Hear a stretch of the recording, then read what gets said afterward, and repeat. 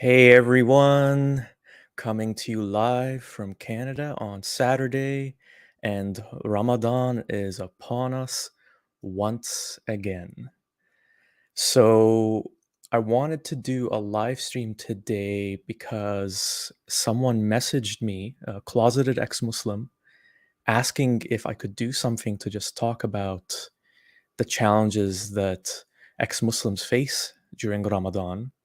And I thought it was a pretty good idea to also just give a forum for ex-Muslims to share their experiences of, whether they're closeted or not, of going through Ramadan. So that's why I'm doing this.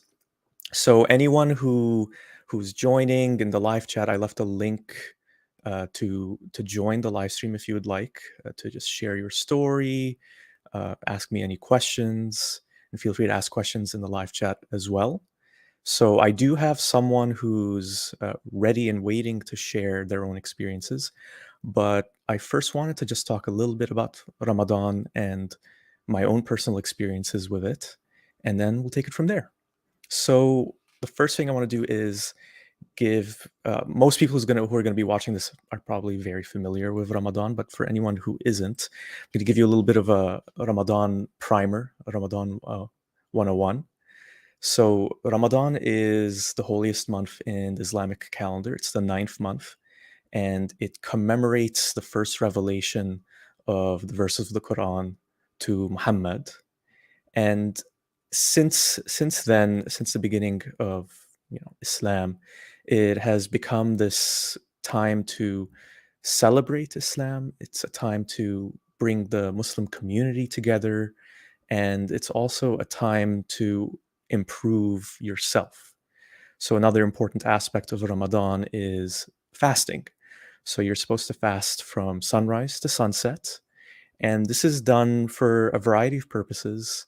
One of the most important being that it's to show gratitude to God for all the things that we have in life, and to think of the people who are less fortunate, the people who don't have food and who basically are forced to fast all year round or get food whenever they're lucky. And so I think that's one of the positive aspects of Ramadan is it does help you put yourself in someone else's shoes, someone else who is less fortunate. And so the fasting is something that is obligatory, mandatory for Muslims, adult Muslims, except for people who are elderly or sick or diabetic or uh, any kind of thing that would compromise your health situation. If you were to fast all day, then you're exempt from Ramadan. Otherwise, it is mandatory. And Ramadan ends with a special festival, Eid al-Fitr, which is basically the festival of breaking the fast.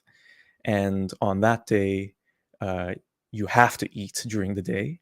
And it's a big festival. I think the closest thing I could maybe compare it to within the Western culture and tradition is sort of like Christmas, maybe Thanksgiving. It's a time for just everyone to come together. People wear their best clothes. Children get gifts. That's, I guess, where the Christmas comparison might come as well. And overall, Ramadan is a time for the Muslim community to come together uh, to stray away from the things that are problems in their lives, things that they need to work on, whether it's anger problems or various sins that are considered very bad in Islam, whatever it is. It's a time for you to improve yourself. And yeah, so that's basically a rundown of what Ramadan is. And the next thing I wanted to do is share a little bit about my own personal experiences of Ramadan. So my case is a bit different and unique in the sense of um I'm not fully closeted as an ex-Muslim. So my immediate family knows I no longer practice Islam. Um, there are people in my family who don't know that I'm an ex-Muslim, so I guess I'm semi-closeted.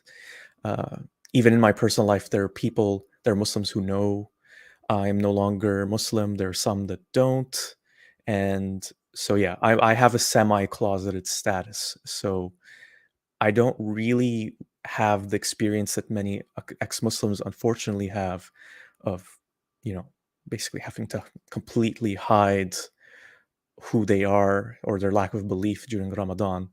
And so I didn't want to talk too much about advice or tips for those kinds of ex Muslims from my experience because I simply can't speak to that. I did leave a video in the description, a link to a YouTube video in the description uh, with Ramadan hacks for ex Muslims from ex Muslim YouTuber. So if you want to check that out later or right now, feel free to do so. What I want to do is just share my own experiences of Ramadan to kind of explain what it was like for me and why it was so important and why it was hard to leave it behind when I became an ex Muslim. So I grew up in a Middle Eastern country, the United Arab Emirates, and Ramadan was an incredibly big deal there. I mean, basically, the whole country would shut down during the month of Ramadan. And it's kind of weird how Ramadan is now in April because when I was growing up, it was actually towards the end of the year, so early winter, late fall. That's because the Islamic calendar follows the moon cycles, the lunar cycles, so it changes a little bit every year. And so I guess gradually over the years, it's now an early spring, which is still kind of weird for me. Uh, it must have really sucked for people who had to fast during the summer, especially in the Middle East. I never had to go through that. I guess maybe when I was really young, if it was in the summer back then, I wasn't fasting anyway. So yeah, the whole country basically shut down, and it was just something that I really look forward to every year, if nothing else, just because it broke the routine of the rest of the year. Because the school day was shortened during Ramadan, so we would start later than we normally would, and school would finish earlier. There would be less homework. There would be less tests and exams. There was all of this special TV programming, special TV shows that are made just for Ramadan. There would be an episode a day, and that was one thing I looked forward to as well, like all the TV shows to watch after then the school. My parents, adults, also had shortened work days, work weeks, and so yeah, it was kind of just in a sense a month-long vacation, semi-vacation. So it was something to look forward to in that sense. And of course, at the end of each day at sunset, you break the fast with iftar, which is it's basically a big dinner, and it's a time for the family to come together and usually cooking elaborate dinners that maybe you normally wouldn't do during the rest of the year. So there was that to look forward to as well.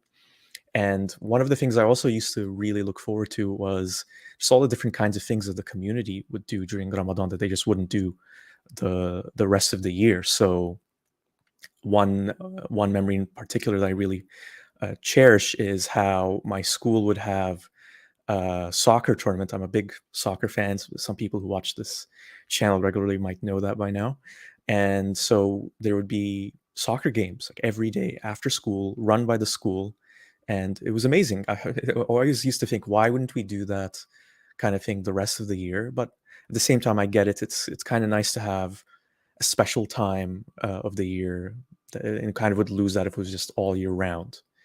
And so I look forward to that. But from the religious aspect, so Ramadan is a time for you to just get closer to God, to feed your spirituality, and to try to work on your problems, as I mentioned earlier. So if you lie a lot, if you're mean to people or disrespectful to your parents sometimes, these are things that you try to improve.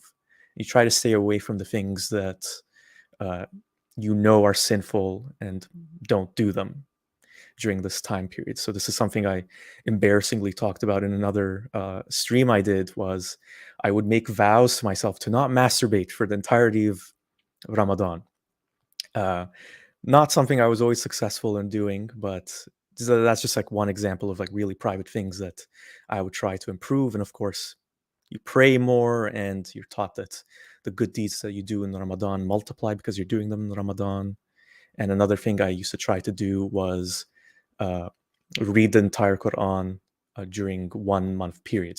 So there's a way of splitting it up into 30 or so different parts, and you just read a different part each day. So those were my Ramadan experiences, and when I left Islam, when I was 18, so I had moved to Canada at that point, and I was still fasting. I was still doing, the bare minimum at that point of what being a Muslim is supposed to, what a Muslim is supposed to do. And when I left, it really did feel like this big vacuum in my life, specifically with regards to Ramadan, because this kind of ties into why leaving Islam is so hard, is because you get this community, this built-in community, and you get this time where everyone is doing the same thing. All these Muslims are sharing the same experiences as you.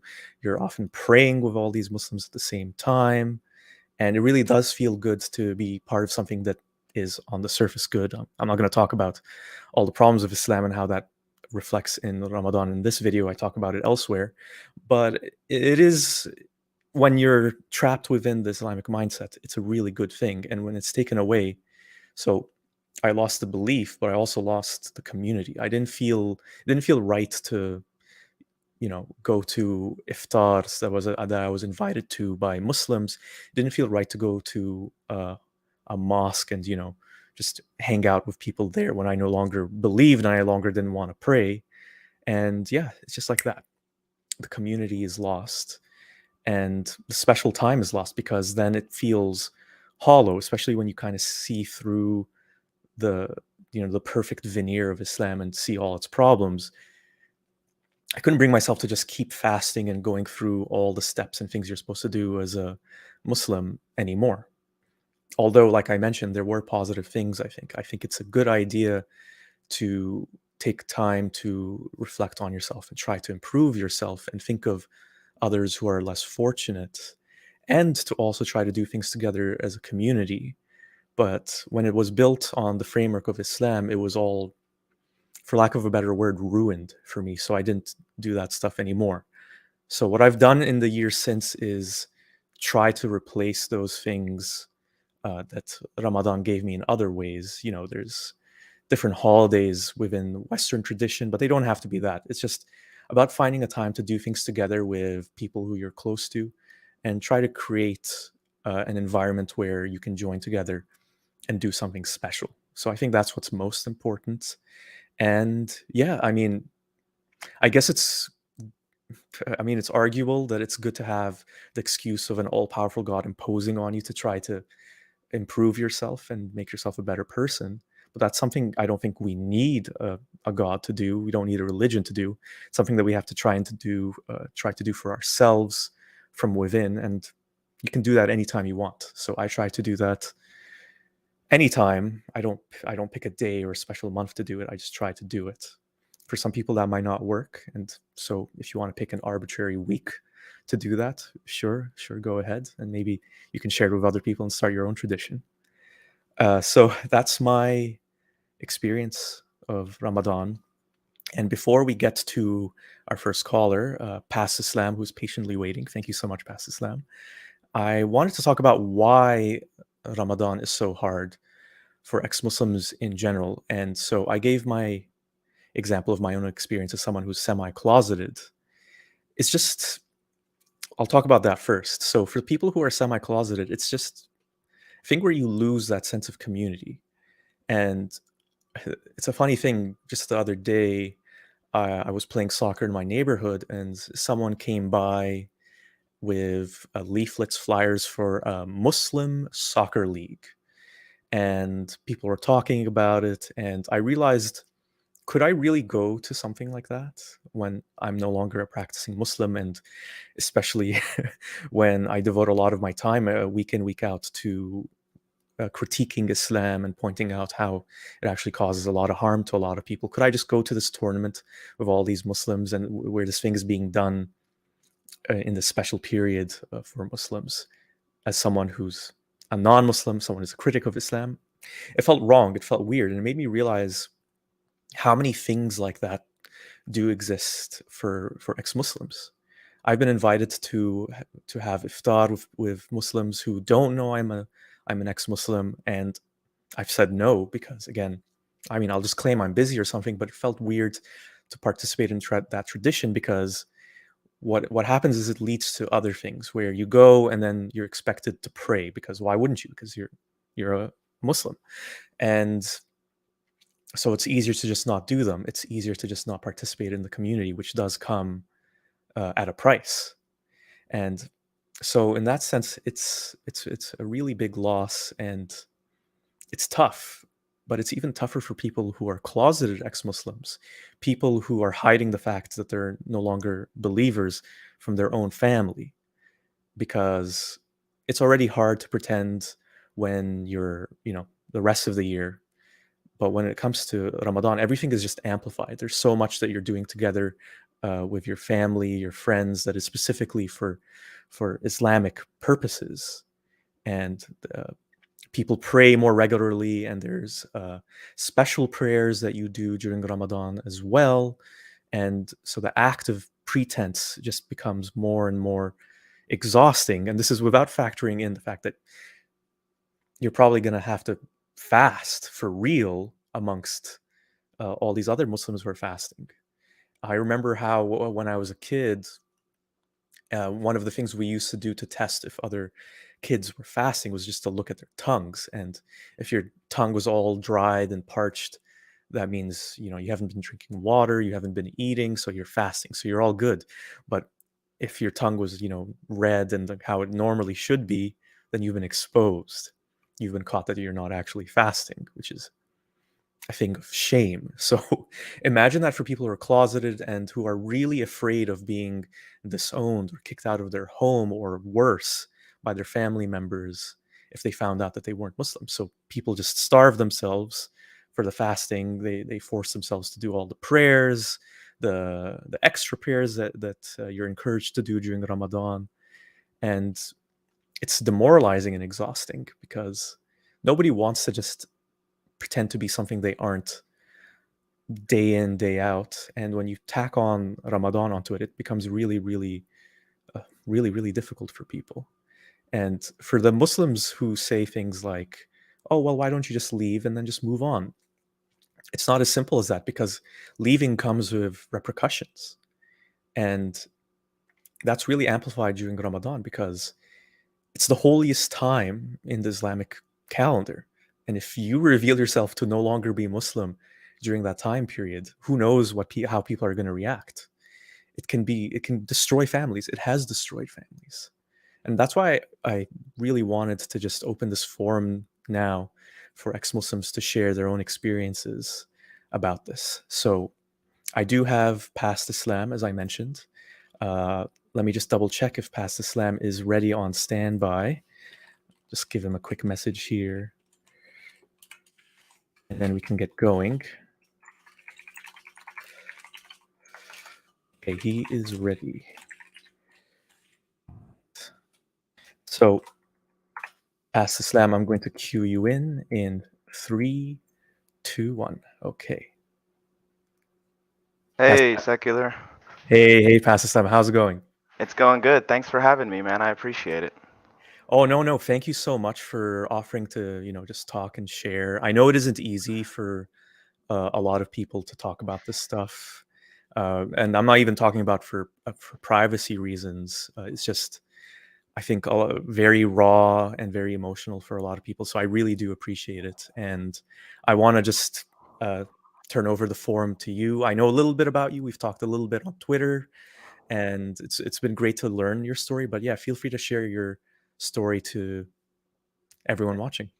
Yeah, definitely. Well, first I want to say that seeing ex-Muslims like you, go online and openly criticize Islam and talk about your own personal experience, um, it gives me confidence, and it probably gives other people confidence, because it is hard to do that even after leaving, even after years of leaving. You still have some type of fear, some type of doubt.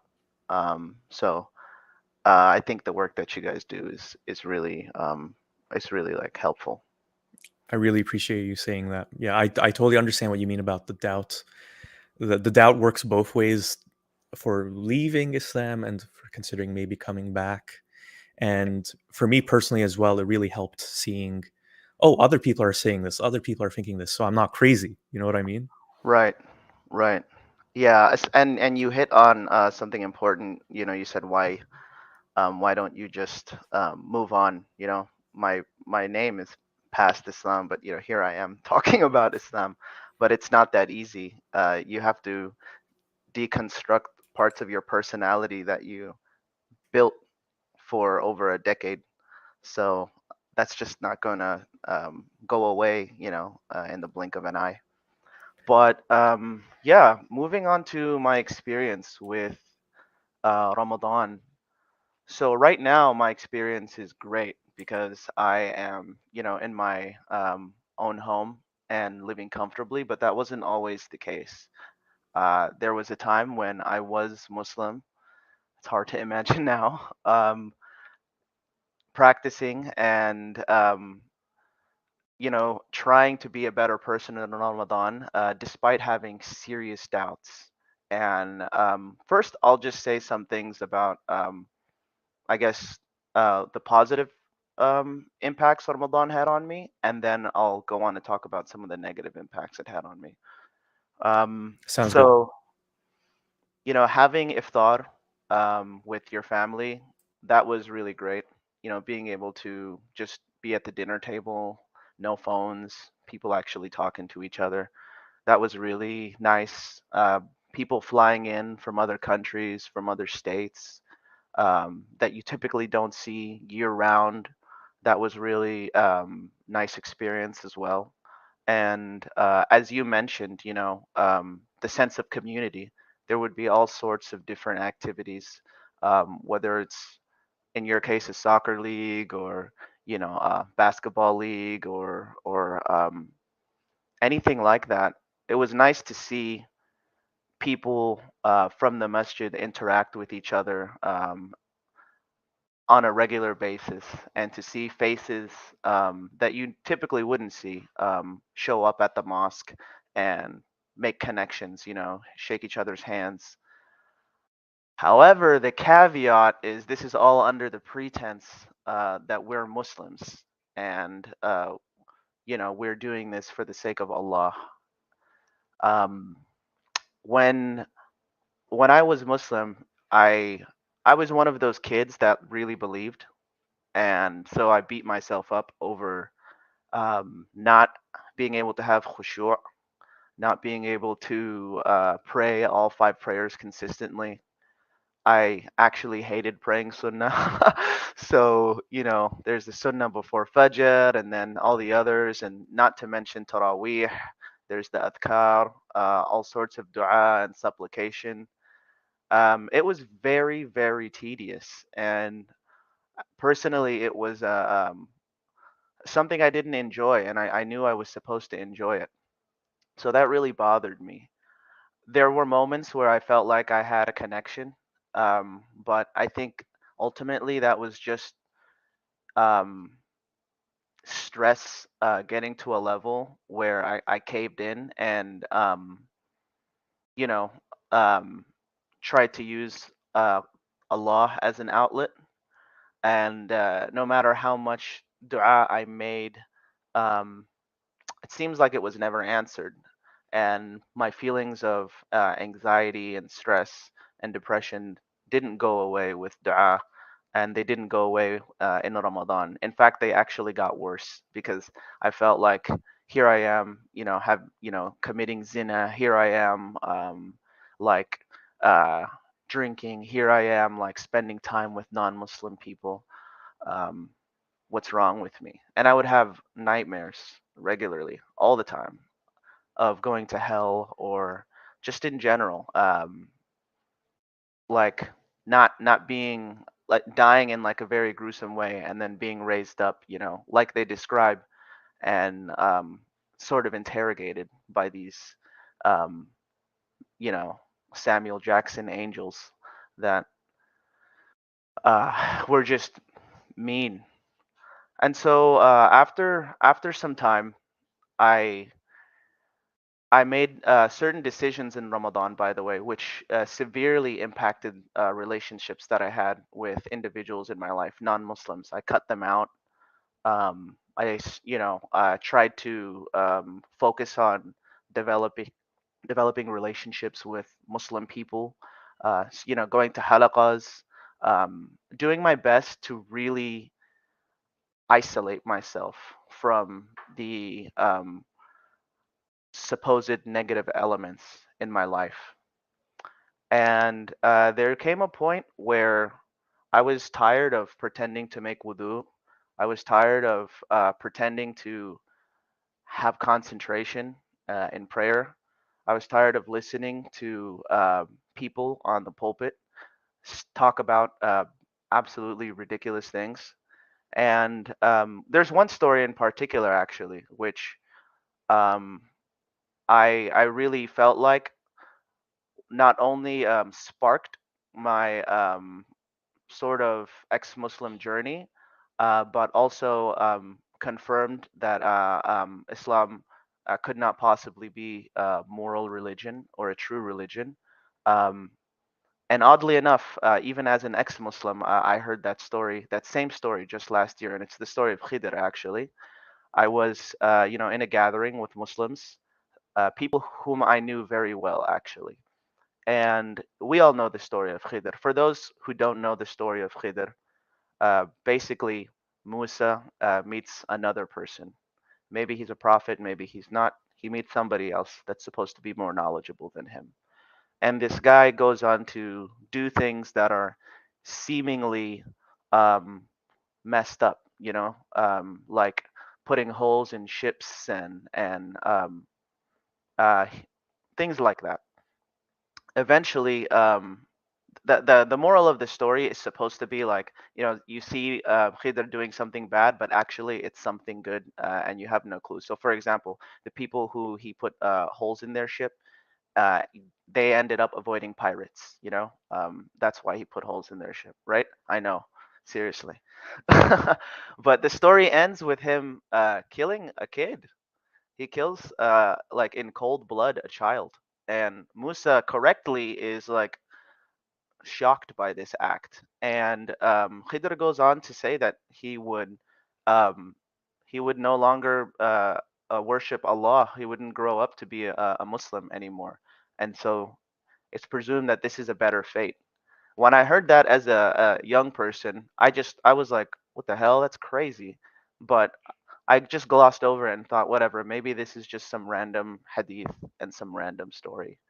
But as I grew older, I realized that um, this is reflecting in general the attitude that Muslims have towards people who leave, and it was really, it was really, it actually felt kind of good to hear that same story last year, because it confirmed that this wasn't just some story told offhand by one person, but that this story is pervasive in the Muslim community. And I'm not saying all Muslims, or most Muslims even, seek the death of children or even apostates, but I think it's really strange that that story is told in masjids. I think it's really strange that that story is told in halaqas. I think it's really strange that that that's a bar, for um, even though it's not necessarily implemented in some places, that the potential for that exists through that story. Um, and knowing what I know now about what happens to ex-Muslims, just thinking about that, it's really disturbing. So Well, yeah, if I could just ask you a question, yeah. why do you think that story is so prevalent, and why do you think it's taught so much? Like, what do you think? Like, if you were just to look at it from the Muslim perspective or lens. I mean, if I could be honest with you, to me, I just oversimplify things to the point where this is a 1500-year-old religion made by some like barbarians. I know that sounds to some people racist, or something like that, but I'm not a white male. I'm not somebody who was like formerly Christian. I'm a person of color and I'm a Muslim. So, or I was a Muslim. So for me to say that, um, it it it's coming from a place of honesty. To be frank, just go back and look at um, other laws and concepts. That's what you guys do, and I'm gonna leave that to you. But if you just take a peek behind the curtain, you'll see that ultimately all religions, especially the ones that started such a long time ago, reflect the ideas and actions and behaviors of the people of that time. And at the end of the day, barbarism was normal back then. I totally agree with you. I'm just wondering from their barbaric mindset, what did they think was the advantage or benefit of that story? I think it was supposed to teach you the idea that, like sometimes, and I think there's something in the Quran that reflects this idea or supports this, which is like sometimes you think something is good for you and it's actually bad, or sometimes something is looks like it's bad for you but it's actually good, and it's really just more like brainwashing to prepare you for not necessarily that, but setting the bar that it can get that far, that like it can get to this point, and if it did get to that point, this would be the appropriate reaction.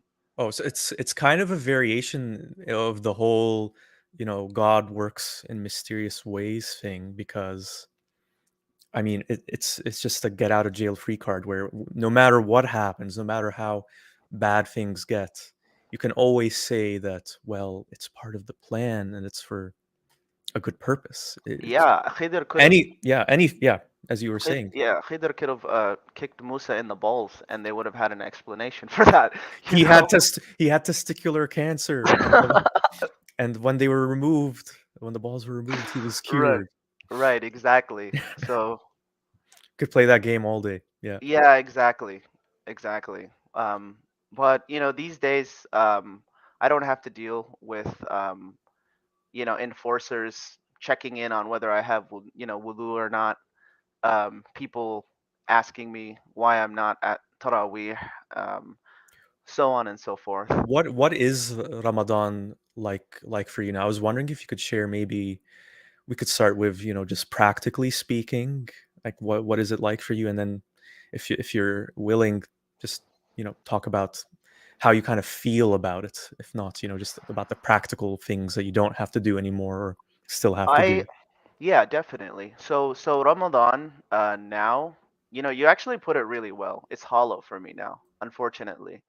I actually went to a mosque recently just to see how I would feel. I sat in through a khutbah and prayed Jumu'ah prayer, and I even like uh, spoke with people that I used to know. Somebody I used to know, but yeah, I was invited to some sort of young men's Islamic group, where I presume they talk about MMA and you know uh, the Sahaba and Khalid ibn Walid and Umar ibn Khattab, some other incel bullshit, but I'm not sure.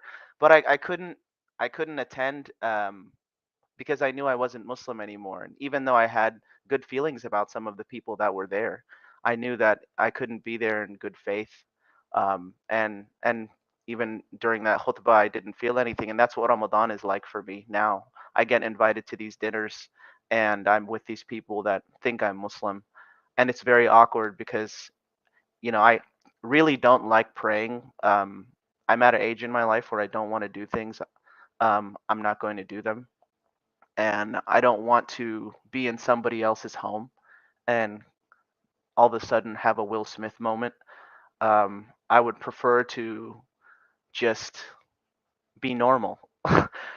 And so I usually have to like turn down these sorts of invitations. And on the off chance that I go, I'm just sort of in my head the whole time. It's like the the curtain has been taken down, and I can literally see everything in 4K, and It's so strange. It's like an out of body experience, especially when you're around Muslims or at the masjid. And yeah, yeah. Do you, when it comes to, I know we talked off air about how you didn't want to get too much into your family situation, but like just to kind of speak generally, do you find it easier um, that I assume you don't live with your family? Correct me if I'm No, I mistaken. don't. I don't. I live Yeah. on my own. Do you think that makes it easier, better than if you were still like? What would be different if you were still living with them? If I was still living at home, I would have to constantly be lying. You know, I would be lying about, oh, I made wudu. Oh, I prayed fajr. Oh, I went to Taraweeh. You know, oh, I haven't eaten anything all day, or I haven't drank anything all day, or oh, I was actually not with so and so. I was with the sheikh's son, whatever. Um, that's not a real example, but you know, I didn't like lying, to be honest. It made me feel horrible as a person, and it didn't contribute to my own mental health. But if you don't pay the rent, you don't make the rules. And so I also, even though I'm an ex-Muslim, and I will, I'm always ready for a Muslim person if they strike up a conversation.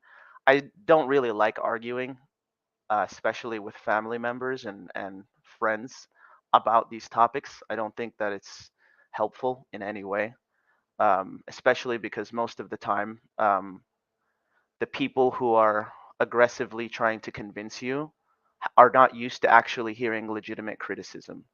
And when they do hear it, it makes them upset. And so it's a case of, you know, the kettle calling the pot black or whatever, if that's the saying. So for me, it was just a highly stressful time, and I'm really fortunate to not be in that situation anymore. I know there are other people who are with Muslim families who are closeted, who don't have the privilege of just driving somewhere else and just making up some convenient story.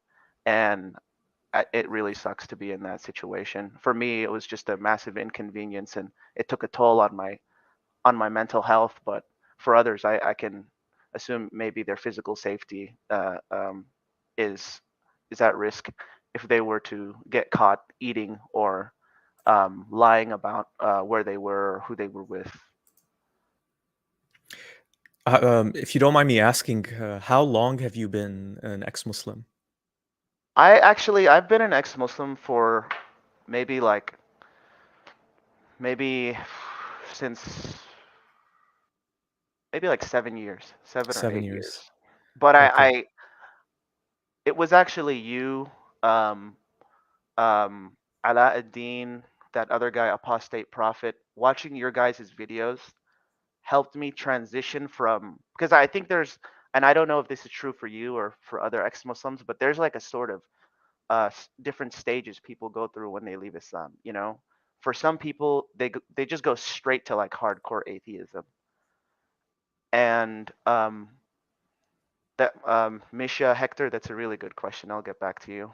But for for others, they still want to appeal to their Muslim roots, at least culturally speaking. You know, they don't want to necessarily be portrayed, because Islam does this really well and Muslims do this really well, as like an Orientalist or like somebody with like a colonialist agenda, or like you're whitewashed or something like that. You know, so you make an attempt to appeal to your culture, to your ethnicity, but you find that Islam is deeply ingrained within the culture for some people. You know, I know people who come from the same ethnicity as I do, and Islam is not a big part of their life. But for some families, Islam is an extremely important part of their life, and it actually supersedes their culture. And so, for a long time, I I was like agnostic, and I didn't say anything negative about the Prophet, and I didn't really say anything negative about Islam. I just sort of walked away. But um, that wasn't that wasn't enough. despite walking away from that, unfortunately, I was still attacked. And so I decided, well, if I'm being peaceful and I'm being quiet and I'm still receiving this amount of vitriol, then the gloves are coming off. And so that's when I started to try to learn more about Islam and to see if there were other ex-Muslims. And that's when I, discovered you guys. And I started to really get an understanding of what happens to ex-Muslims and all of the ridiculous arguments that I've heard over the course of my life, that are constantly made at us and towards us, and how to address them. I feel confident now that I can address most of these arguments, but it's still a little bit difficult keeping my composure. I was actually with some friends the other day. One of them was Muslim, and they asked about, why I was ex-Muslim, and I told them, like, really, to keep it simple, Islam just doesn't make sense. And he said, well, you're just being emotional. That's just a subjective experience. And I thought to myself, well, I mean, aren't you the one who like prays 5 times a day? Aren't you the one who like cries when you read the Quran? This is more emotional for you than it is for me.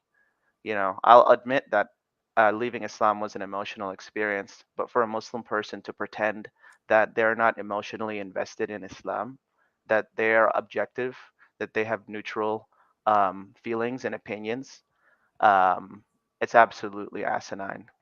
And so hearing statements like that, I get triggered sometimes, and I just have to remind myself to keep my composure and try not to curse, and uh, you know just just go, balls to the wall. So yeah, that's that. I think someone made a comment earlier. I can't see it anymore, but it was before Aladdin's. Was it Misha Brooks? Yeah, yeah. Could you pull that up again? Is it this one? Not living in a. Yeah, Oh, go yeah. ahead. The whole, yeah, yeah, definitely. So Misha Hector says, not living an authentic life is difficult. You think yourself as a hypocrite. But think of it this way: you got out of a cult. Your survival comes first. Do you? Yeah, hypocrisy was something that I dealt with all the time. I mean, there's a surah in the Quran. I think it's like Surah Munafiqun or something. I actually, I would read that surah all the time, and I would feel like, damn, this is me. And it really had a toll on my confidence as a person.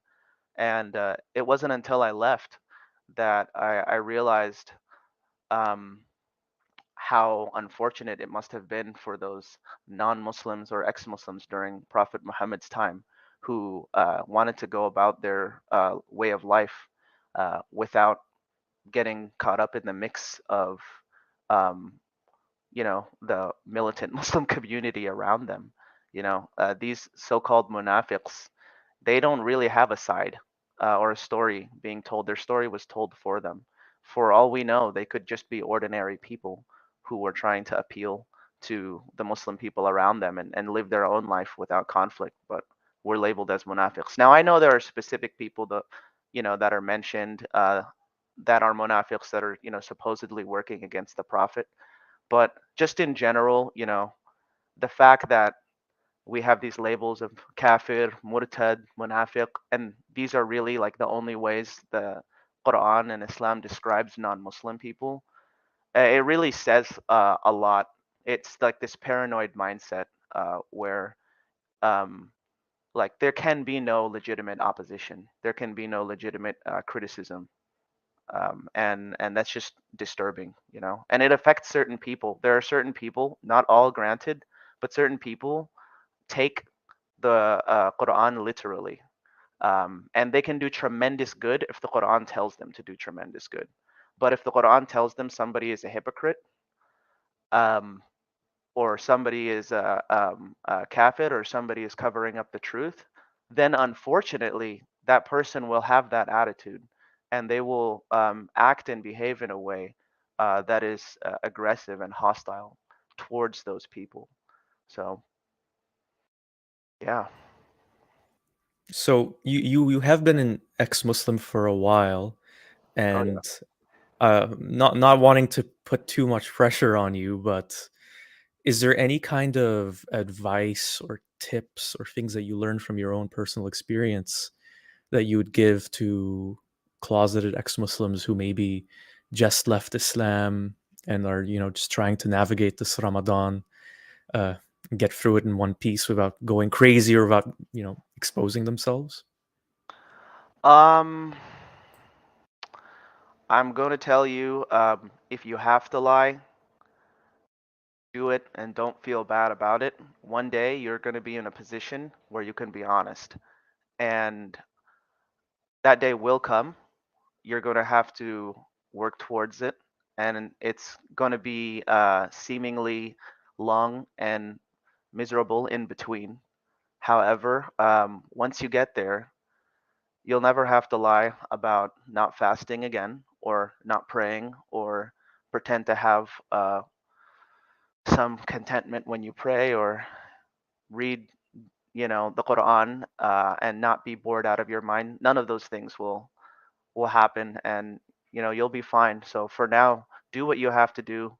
And if someone tells you otherwise, if someone tells you that you're not seeing things correctly, get them to get their eyes checked.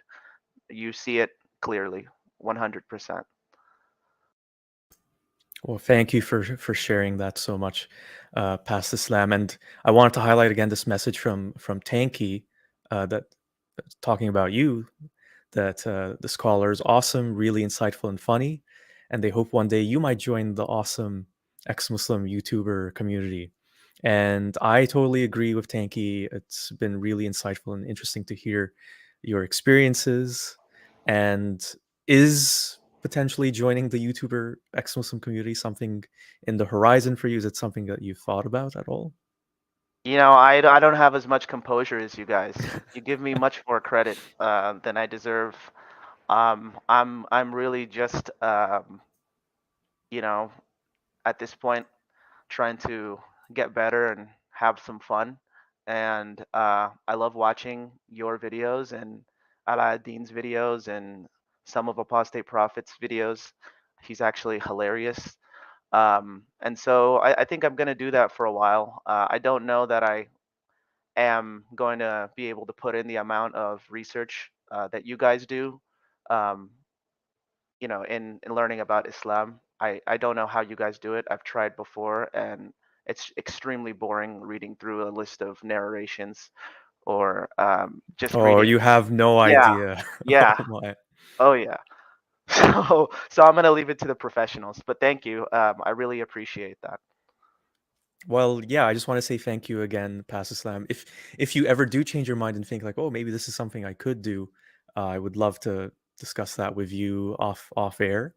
And yeah, if you're willing to stick around, because we talked about maybe chatting about a few other things towards the end, I'd love to chat with you if you're okay with just waiting. I do have a few other people waiting on standby, Yeah, and definitely. I'll be okay, here. all Handle, right. handle. Okay, awesome. So I think Zagros is ready to chat. Let me see.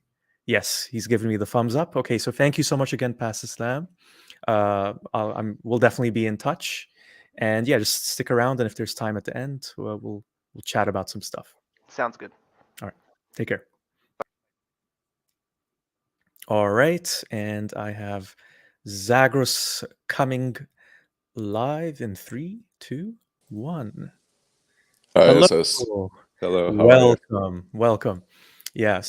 So thank you so much for joining. Yeah, my And yeah, pleasure. you mentioned that you're not an ex-Muslim, but I think it would be interesting to get your perspective. So you mentioned that you live in Turkey, or you used to live in Turkey? I used to live in Turkey.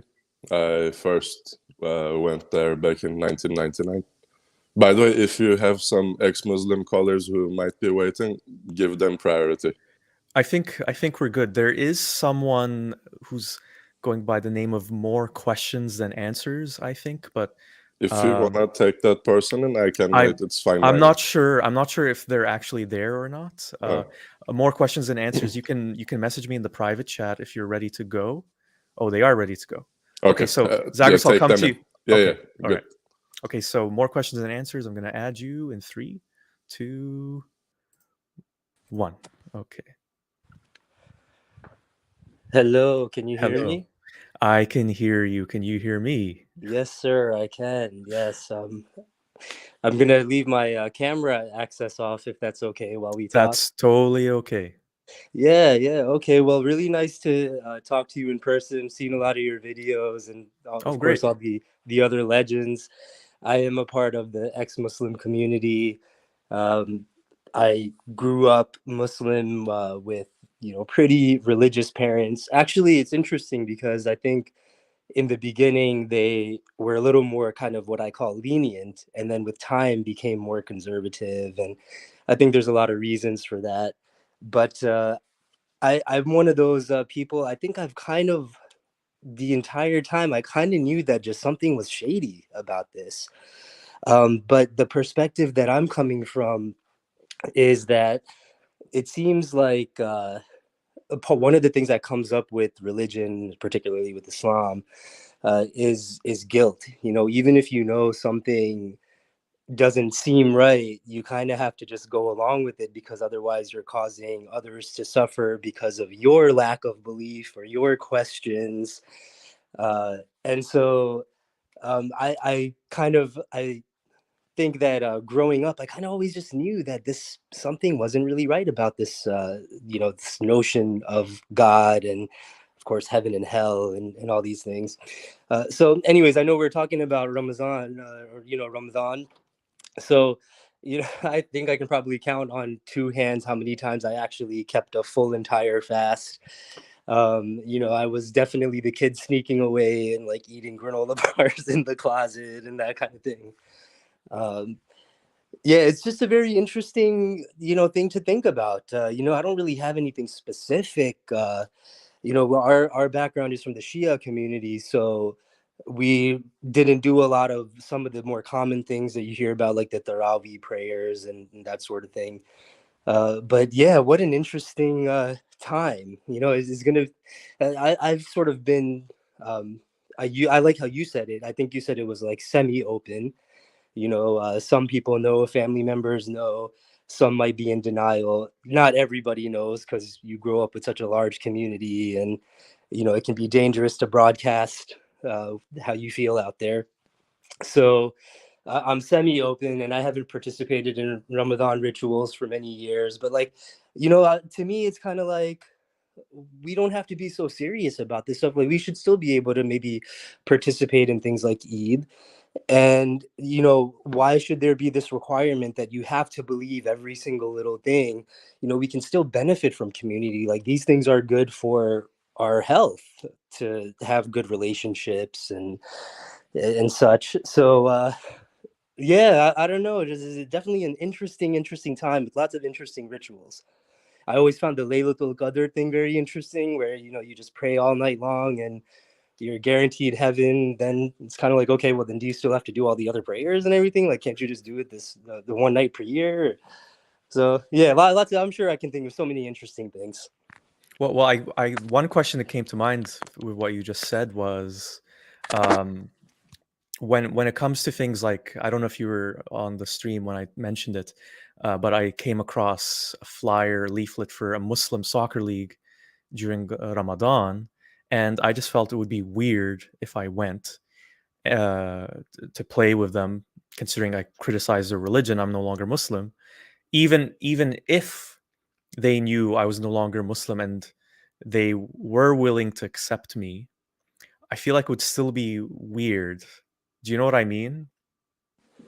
Yeah, definitely. There, it's having the belief is sort of so ingrained that if you don't have it, it definitely makes you weird, and you feel it even if it may not be blatant. But I think a lot of what I see is, I think a lot of people sort of know that there's holes in this whole thing, and but we choose to ignore it willfully because it gives us, some other kind of peace of mind or solace or what have you. So yeah, no, those sorts of social activities, yeah, it would totally be weird to be a part of that.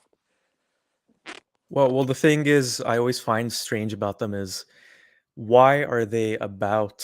Why do they have to revolve around Islam? I mean, I think this is something I would say about a lot of religions. I think it's great that they do things for the community and they want to celebrate Ramadan, but why can't the soccer league be for all people, not just for Muslims? I'm not saying this about this particular league. I don't know the ins and outs of it, but Yeah, agreed. I mean, that's, you would think that that's how it would be, but there's that identity, right? So then you want to really embrace, and identity can make you feel special, and and unfortunately, with a lot of the Islamic culture, it's all about ego. You're special, but you were born a Muslim, so it just happened, it was random, like you're really not that much more special. But I think a lot of Muslims like to harness that, right? It makes them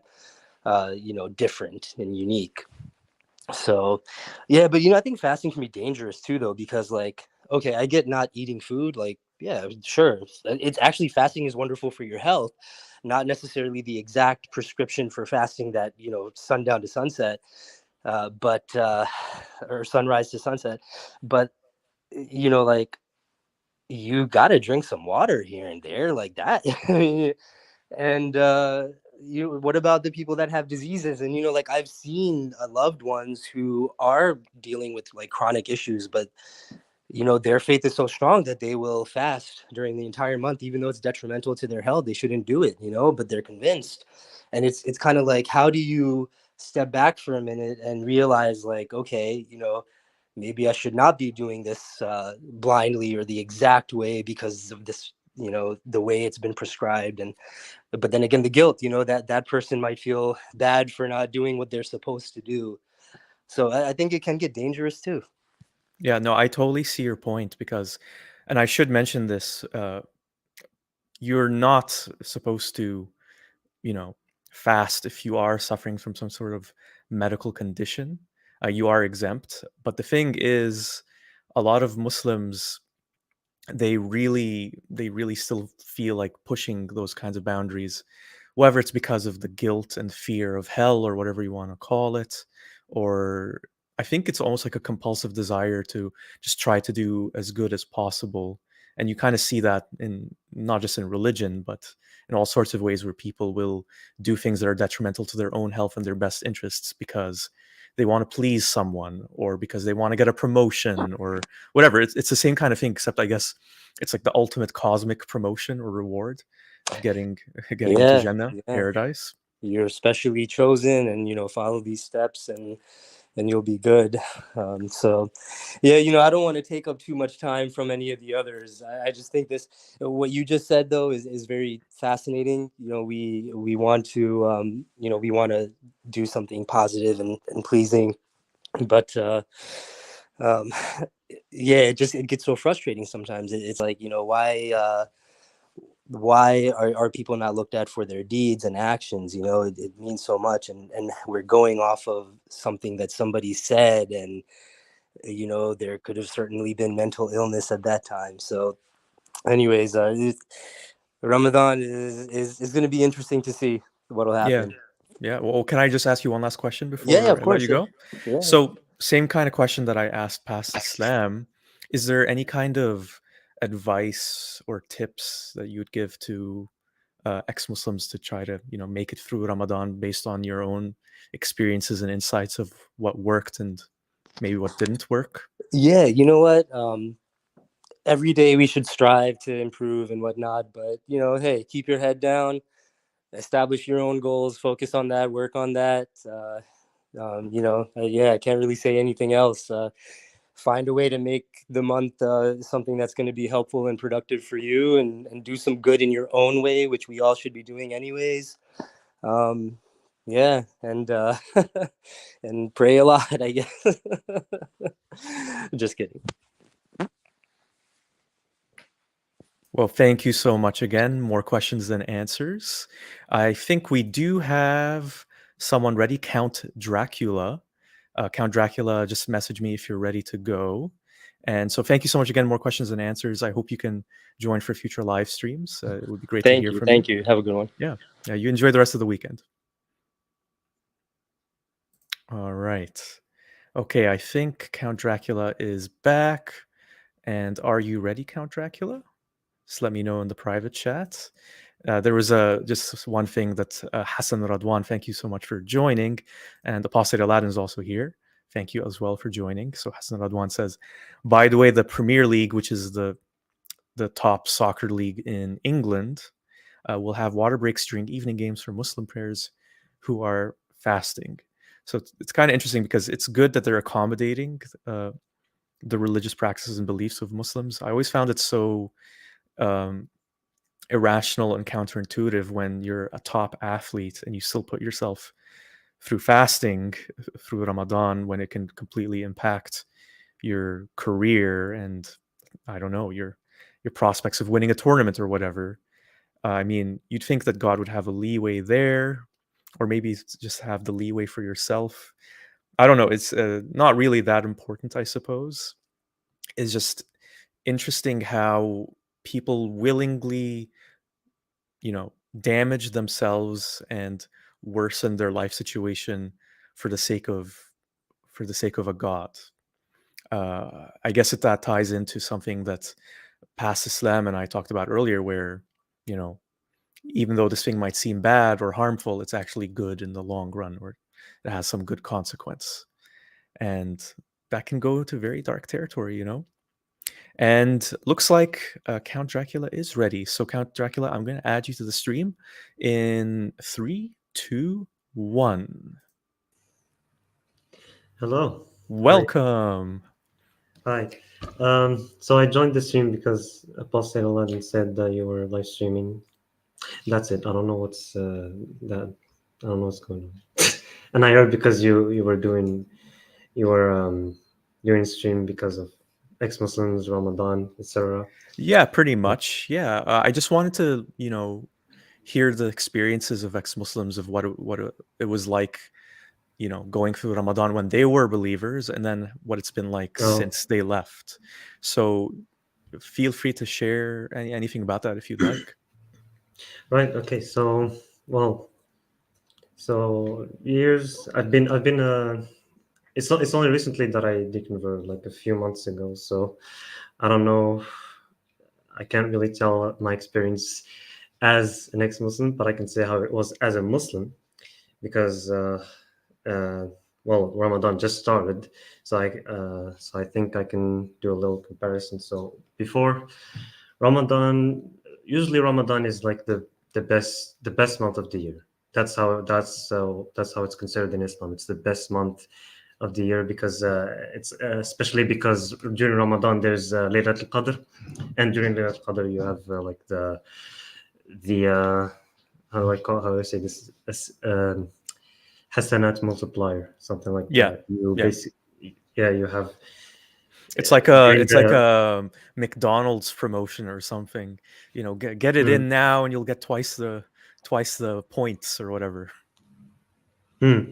It's called. There's a verse. I don't know if it's a verse or a hadith. Yeah, it's a verse. It says Laylat al-Qadr khayrun min alfi shahr, means Laylat al-Qadr is better than 1,000 months of doing good deeds, I think. And yeah, and also because that's the general sentiment, Islamically speaking. And it was good. There, I had a lot of good memories during Ramadan, like because of the family gatherings, and we get to sit together, and the family. You see everyone works together to prepare the meal, etc. I have no resentment when it comes to Ramadan. I only had good memories. So yeah, that's I don't know what else to say.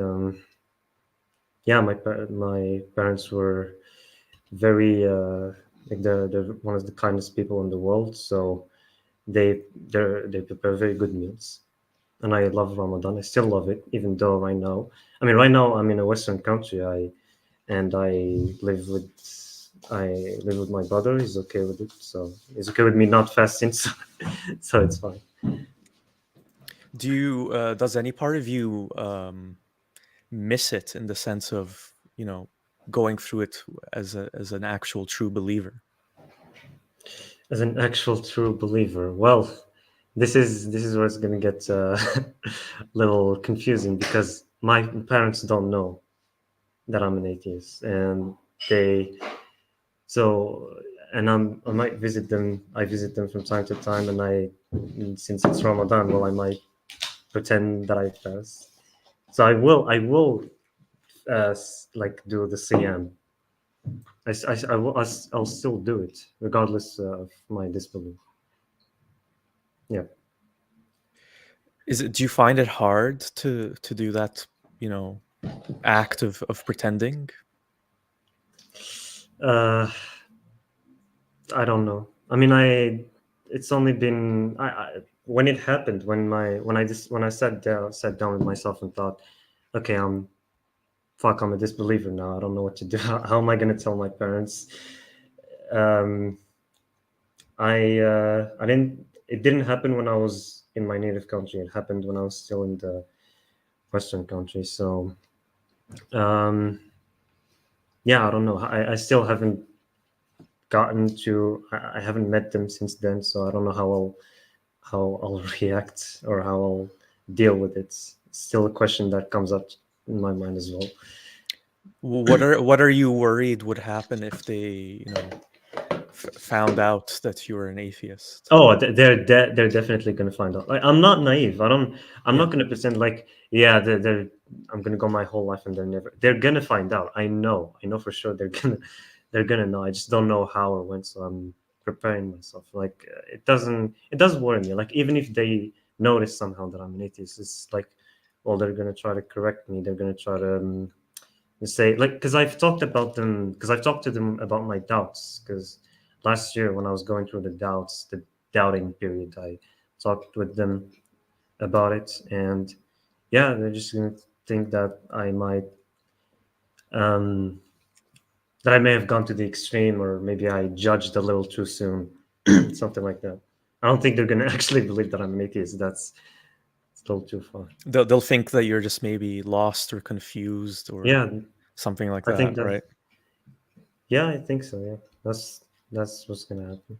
So just to clarify something you mentioned earlier, so Mm. your brother knows you're an atheist. Yes. Is he still Muslim? Yes. Well, what is his opinion on it, or what is your relationship like since then, since it was It's revealed? didn't well didn't change much. I mean, because we have a good relationship so far. I don't think it changed, or I don't think it changed anything. It's just but we did have a debate once. We did. It was kind of hostile. Like, he challenged me. Kind of said, like, I don't know. It was like he tried to reconvert me or something. I don't know. But it was just like, when it got heated up, we're like, let's just stop. Like, it's getting a little too far now. Like, um, Do you yeah. think it But would be the same other kind of than thing with what? your parents, where they would try to reconvert you, or show you the error of your ways, but your relationship would still be basically the same? Or are you worried that it could really damage the relationship you have with your parents? No, I'm more worried that in the case of my parents, because they are how do I say this? Well, they've been in Islam. They've been Muslims their entire lives for more than 5 decades. So it's very hard for them to. First of all, it's going to be hard for them to even accept the fact that I'm an atheist, let alone the fact that they're going to try to have to reconcile with it. They're going to have to try to live with the fact that their son is an atheist. It's very um fuck. I forgot the question. What you said? I forgot. God damn it. No worries. You basically answered it. I Oh, mean, the thing that's tough is, from their perspective, even if they're very unpleasant with you or very angry with you, they're coming from a position. I don't know specifically if this is the case for your family, your parents, Mm. sorry, but they would be coming from a position of, we don't want you to go to hell. We don't want you to suffer. We want you to be with us in the afterlife. So it is coming, even if it was very bad, it would be coming from a place of love. Or else, if they didn't love you, they wouldn't care and they wouldn't say anything, right? Well, my parents are my parents are good people. I think if they knew that it really, like, if they were somehow convinced that I'm an atheist, they would do, I don't know, they would try to talk with me. I don't think they would react in a negative way. But but still, I can't predict their behavior sometimes. So I'm afraid that they are going to react in a negative way. Um, yeah, that's all I have to say. Okay. Well, I just have one more question for you. Yeah. It's this might be a tough one for you to answer because maybe it's still a bit too soon, but No worries. are there things that you try to do now to, replace what you lost because you don't believe in Islam anymore, when it comes to the things that you talked about Ramadan, and things that I talked about, the sense of community, the time to just self-reflect and maybe improve yourself? Are there things you do now to do that thing instead of Ramadan? Uh, Doing something instead of Ramadan. I don't know. I mean, it's very hard because it's very hard to answer that question because, like I said, I'm kind of living a double life. So, um, I mean, I did replace it already. It's just science, right? Science and logic. I don't have to believe in a magical sky that to um, label myself as a good person. It's just like, I don't know. It just kind of happened. Um, the fact that I didn't change much when religion seeped out of my mind is a sign that I'm not, that life is just gonna continue the way it used to. I mean, I don't have, and also I mean, I'm a student, so I don't. It's not like it's not something that is on top of my priority list. I have other things to worry about. So yeah. So the question was if I would replace religion with another ideology, right? Not even necessarily about the ideology, but just the sense of community, and just the time that Ramadan forces you to have to try to be a better person. Um, Ramadan. I don't understand. I don't know. No worries. I mean, another way of maybe describing it is, as you mentioned, Ramadan was something that you always looked forward to, something that you So, you liked. What do you look forward to and like now, now that you don't follow Islam anymore, in terms of occasions, oh times to celebrate? well, I don't know. I am not much, to be honest. Like, I'm just working on myself, improving myself, and because when I was a religious person, I didn't mention this. When I was religious, I thought I always um, blamed bad things that happened to me. I would always blame them on God. Like, for example, if I had a bad grade when I was in high school, if I had a bad grade, it's because for example, I jerked off to porn yesterday. That's usually how it was.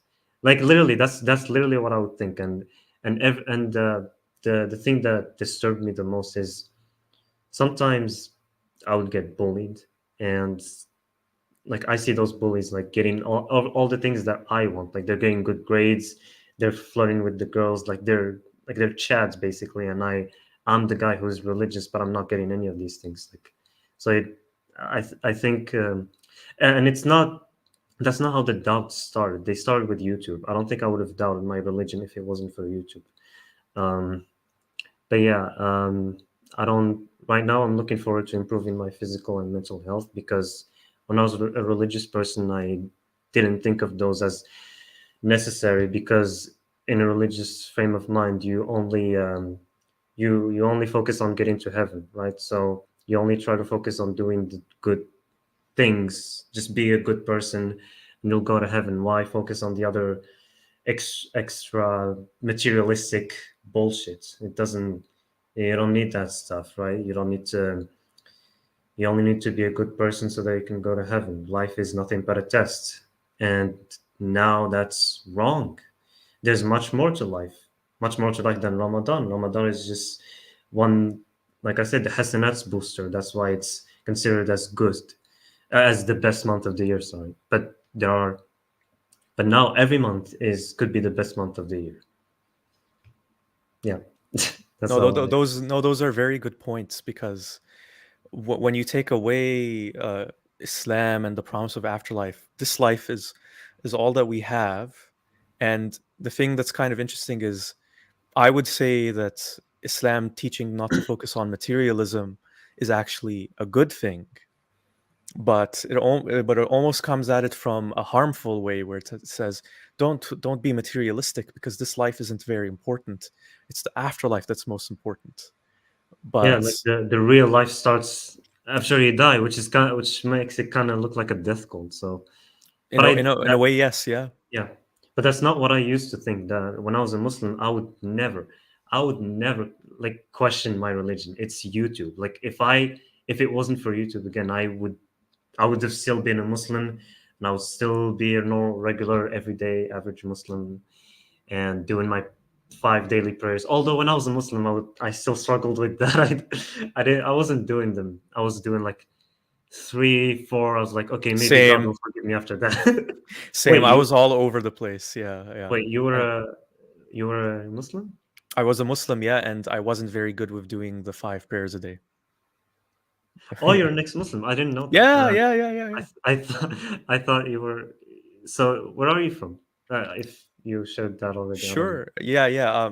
I share that information. I'm Palestinian, and I grew up in the UAE, and I'm 32 now. I left Islam when I was 18, so it's been 14 years as an ex-Muslim. Okay, I Yeah. didn't I didn't know that. Well, I'm new to your channel, so yeah, Oh, welcome, that's welcome. great.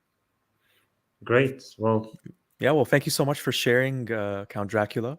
I like your avatar too. Is that the Hotel Transylvania? yeah, Yeah, yeah.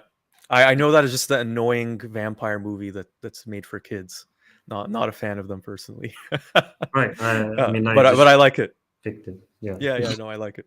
Okay. Oh, well, thank you so much. I'll let you go. Well, Unless there's anything you want to share, anything else you want to mention before you go? well, I don't know. Apart from if there are any ex-Muslims out there, because I've been to Apostate Aladdin, or speaking of the devil, Who's here? Yeah. Apostate Aladdin. Apostate Aladdin. I've been on his live stream, and I've seen some ex-Muslims who deal with depression.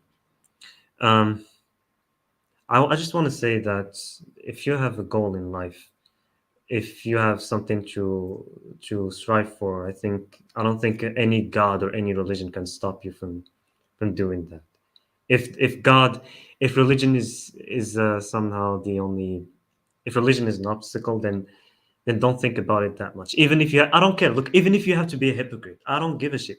Even if you have to pretend, like just pretend, bro. Like it doesn't fucking matter. I don't care. Just pretend until you get there. I don't. No, I didn't mean to call you a devil. I just said. I just said, like, speaking of what's the saying? I don't know. No, it's Whatever. a saying, but please, no, you were saying something very, very, very interesting. Please continue. Sorry for Yeah. interrupting. So I was saying, yeah, you have to, even if you have to pretend. Yes, I'm saying this. Even if you have to pretend, lie to your family, do it. I don't care. Like, because Muslim countries, some Muslim, because in my Muslim country, in the country where I come from, they don't have the capital punishment. So I'm lucky. But for others, it might not be easy. Well, even if they don't have the capital punishment, families and social pressure is a thing to be concerned about, just like in my case. But I don't care, because I know, like, if you just have to find your purpose, and once you find that, you focus on just that. It doesn't matter like God and religion is not the only thing that's gonna bring you meaning to life. It might for some other people, but for us, now that it's left, because not all ex-Muslims are atheists, so I don't know how to formulate that. But if you think that you need to replace some, like if you think that you've left a gap, that religion, now that it's gone, it's now that there's a gap, you need to fill it with another religion. That's the wrong way to go about it. It's actually like replacing a poison with a much worse poison now. It's but I don't know, I could just be bluffing and very projecting my subjective understanding of how purpose and meaning of life works, but that's how I do it. I just focus on my purpose and don't care what God or what religion tells me, because one thing is for sure, God doesn't care about you, and so neither should we, if he exists, of course. If he exists, yeah. Okay. Yeah. Thank you so much, Count Dracula, again. I hope to see you again in future streams. I would love to have you on again. Yeah. And welcome to also my channel. This is a good segue for me to plug the channel. If you haven't already, please subscribe and like this video to just help it grow and help more people get this content, because especially I think today's stream is really important, and I really do hope that it helps ex-Muslims who are navigating Ramadan right now and are looking for a little bit of guidance and support. So thank you for doing that, Count Dracula. I really do appreciate it. Thank you. And I appreciate it. All right, so we have Zagros waiting on standby. And so as we mentioned earlier, but for anyone who came in more recently, Zagros is not an ex-Muslim, but he had some thoughts to share about his experiences of Ramadan while living in Turkey. So Zagros, if you're ready, just give me a thumbs up. All right, we'll add you in 3, 2, 1. Welcome back. Welcome back. You got a compliment on the stash, by the way, in the live chat. Oh, thank you. Yeah. Thank you. I appreciate that. Yeah. So I'm glad you came along. It's good to talk to you. Yeah. And I should mention this because I'm terrible at self-promotion. Not even just for this channel, but even in my actual day job. So please tell people about your new venture on YouTube. Oh, let's not do that, because I really want to see if it can really become successful on its own. I appreciate what you were trying to do. Forget I mentioned anything. Yep. What? Yeah, YouTube channel, Zagros? I have no idea what I'm talking about. Yep. Yeah. I don't know what you're talking about. Yeah. So I guess a good way to just get started is, I was wondering if maybe you could tell people a little bit about yourself, and then we can kind of talk about how you first. Well, you can also kind of just segue into how you first learned about Ramadan. Yeah. So I was born in Paris, France. I'm actually ethnically Kurdish. My father belongs to one tribe, and he is actually the tribe leader, a tribe called the Sheikh Bizanis. It's a Kurdish tribe, and they are Sunnis. And my mother belongs to another Kurdish tribe from southern Turkey called the Bujaks. And they tend to be Alevi Muslims, so a different sect. And they met in France when they went to study for university. That's how they met, and that's how I was made. And eventually they broke up, and my mother took me with her to Turkey. My father came with us to help us settle there. And that was my first introduction to my father's side of our family, the Sunni Sheikh Bizani Kurds. So as I said, it was back in 1999 when I first arrived in Turkey, and it happened to coincide with the month of Ramadan. I was six and a half back then. And I remember people not eating, not drinking. There were talks about it. Though I did not speak Turkish, I could listen to people, my family members, talking in Kurdish. So I asked my father, why are they not eating? Why are they not drinking? And he gave me a rather simplistic answer. Like, they are trying to understand the poor. They are trying to understand what it is like to be hungry, what it is like to be thirsty, but not having anything to eat or drink. So I said, okay, that makes sense. That's cool. That's nice. I appreciate that. And some of my cousins and my aunties and my uncles would, try to convince me to fast as well. So I said, okay, I'll give it a shot. So they said, first you have to have a niyat, like an intention. You have to make it clear to yourself that you will be fasting. So I said, okay, I told myself, okay, today I will be fasting. And so it officially began. But about half an hour later, I was thirsty. And I said, I'm thirsty. Like, why should I not drink? I can drink. Like, I don't necessarily have to not drink or not eat to be able to understand in the situation that, poor people find themselves in. So I just went and had some water, and that was about it for me.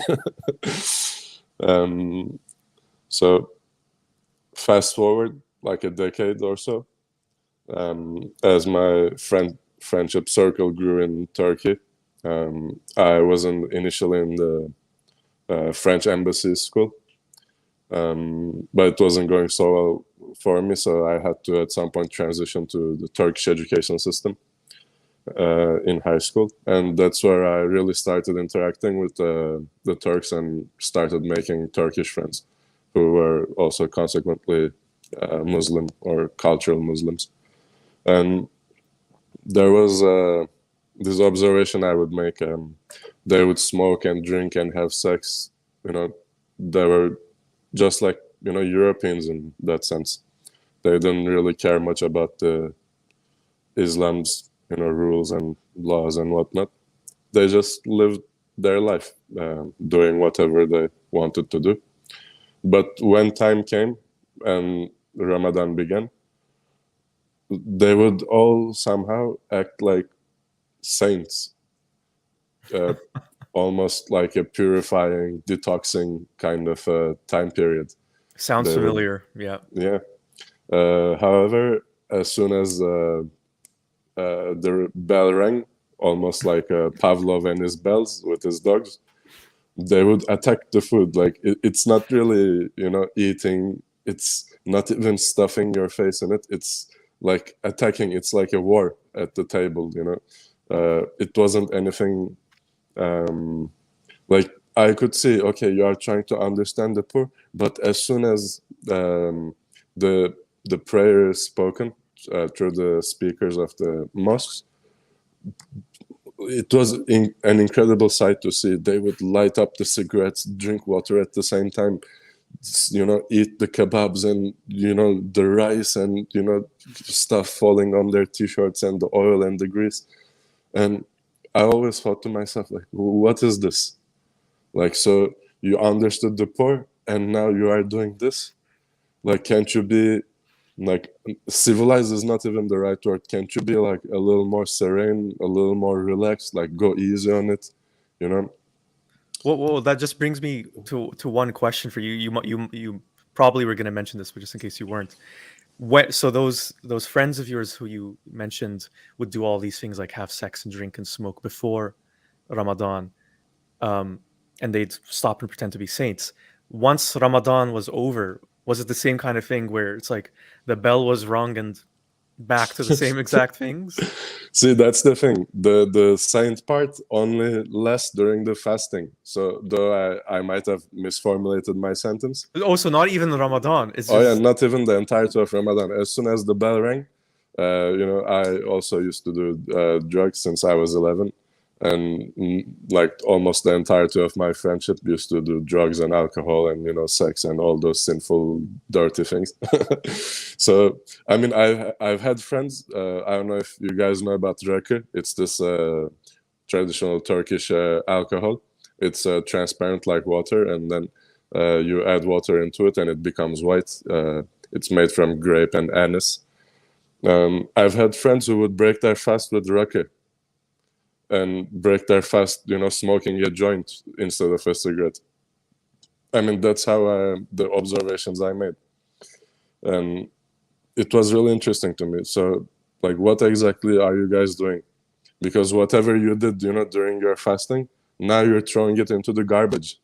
Like all those, points that you gathered during the day, now they're gone. And it was mostly a nice experience. I mean, we would, whether it be with my family in my village or the city or my friends, we would have these large dinners and nice conversations and whatnot.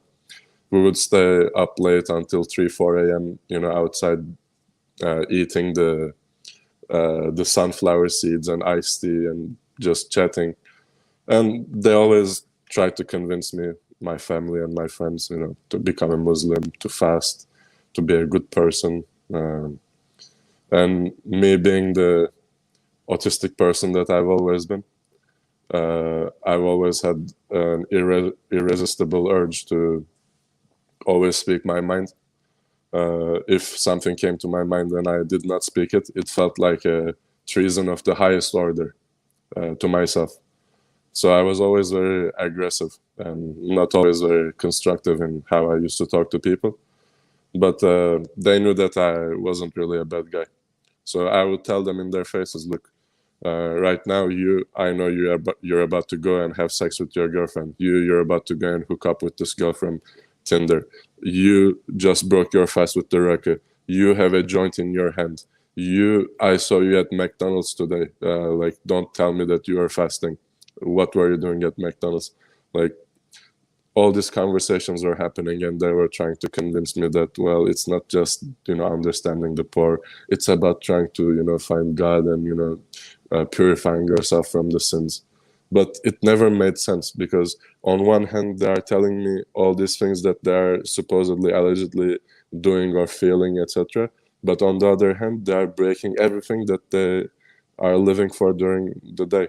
So I'm kind of being all over the place, but if you have any questions or if there's any directions you want to steer the conversations toward. Sure.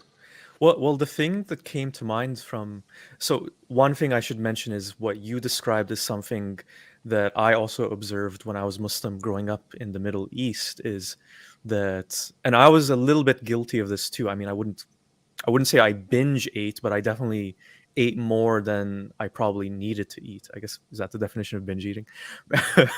So I'm just saying I wouldn't just like stuff myself with everything possible, which I think is a psychological thing that just happens when you starve yourself. You just end up doing that. But the reason, what I noticed was there was a hypocrisy amongst Muslims in how they're behaving during Ramadan. To your point, you shouldn't be binging or eating a lot of food when this whole point of this whole thing is to think of people who are less fortunate than you, who don't have as much to eat. It kind of seems like it defeats the whole purpose. Having said that, I will mention that, and this is kind of what a lot of Muslims will say, and I think there is a little bit of a point to it in this context, that you're not supposed to do that. Like, those Muslims doing that are not following the spirit and expectations of what Ramadan is supposed to be. So in that sense, they're being bad Muslims. But I mean, that defense is used in a lot of other things. I'm not saying that that's correct in other contexts. I think it is correct in this context, though. Just because some Muslims are not doing it properly, or let's say even a lot of Muslims aren't doing it properly, doesn't mean that Islam is saying it's okay to do those things. That's not the case. But what it brought to mind too was, and I'll ask your opinion on this, is it kind of shows this thing that religions do. And the purpose of religion often is to make us feel better about ourselves and to give us guidance in life.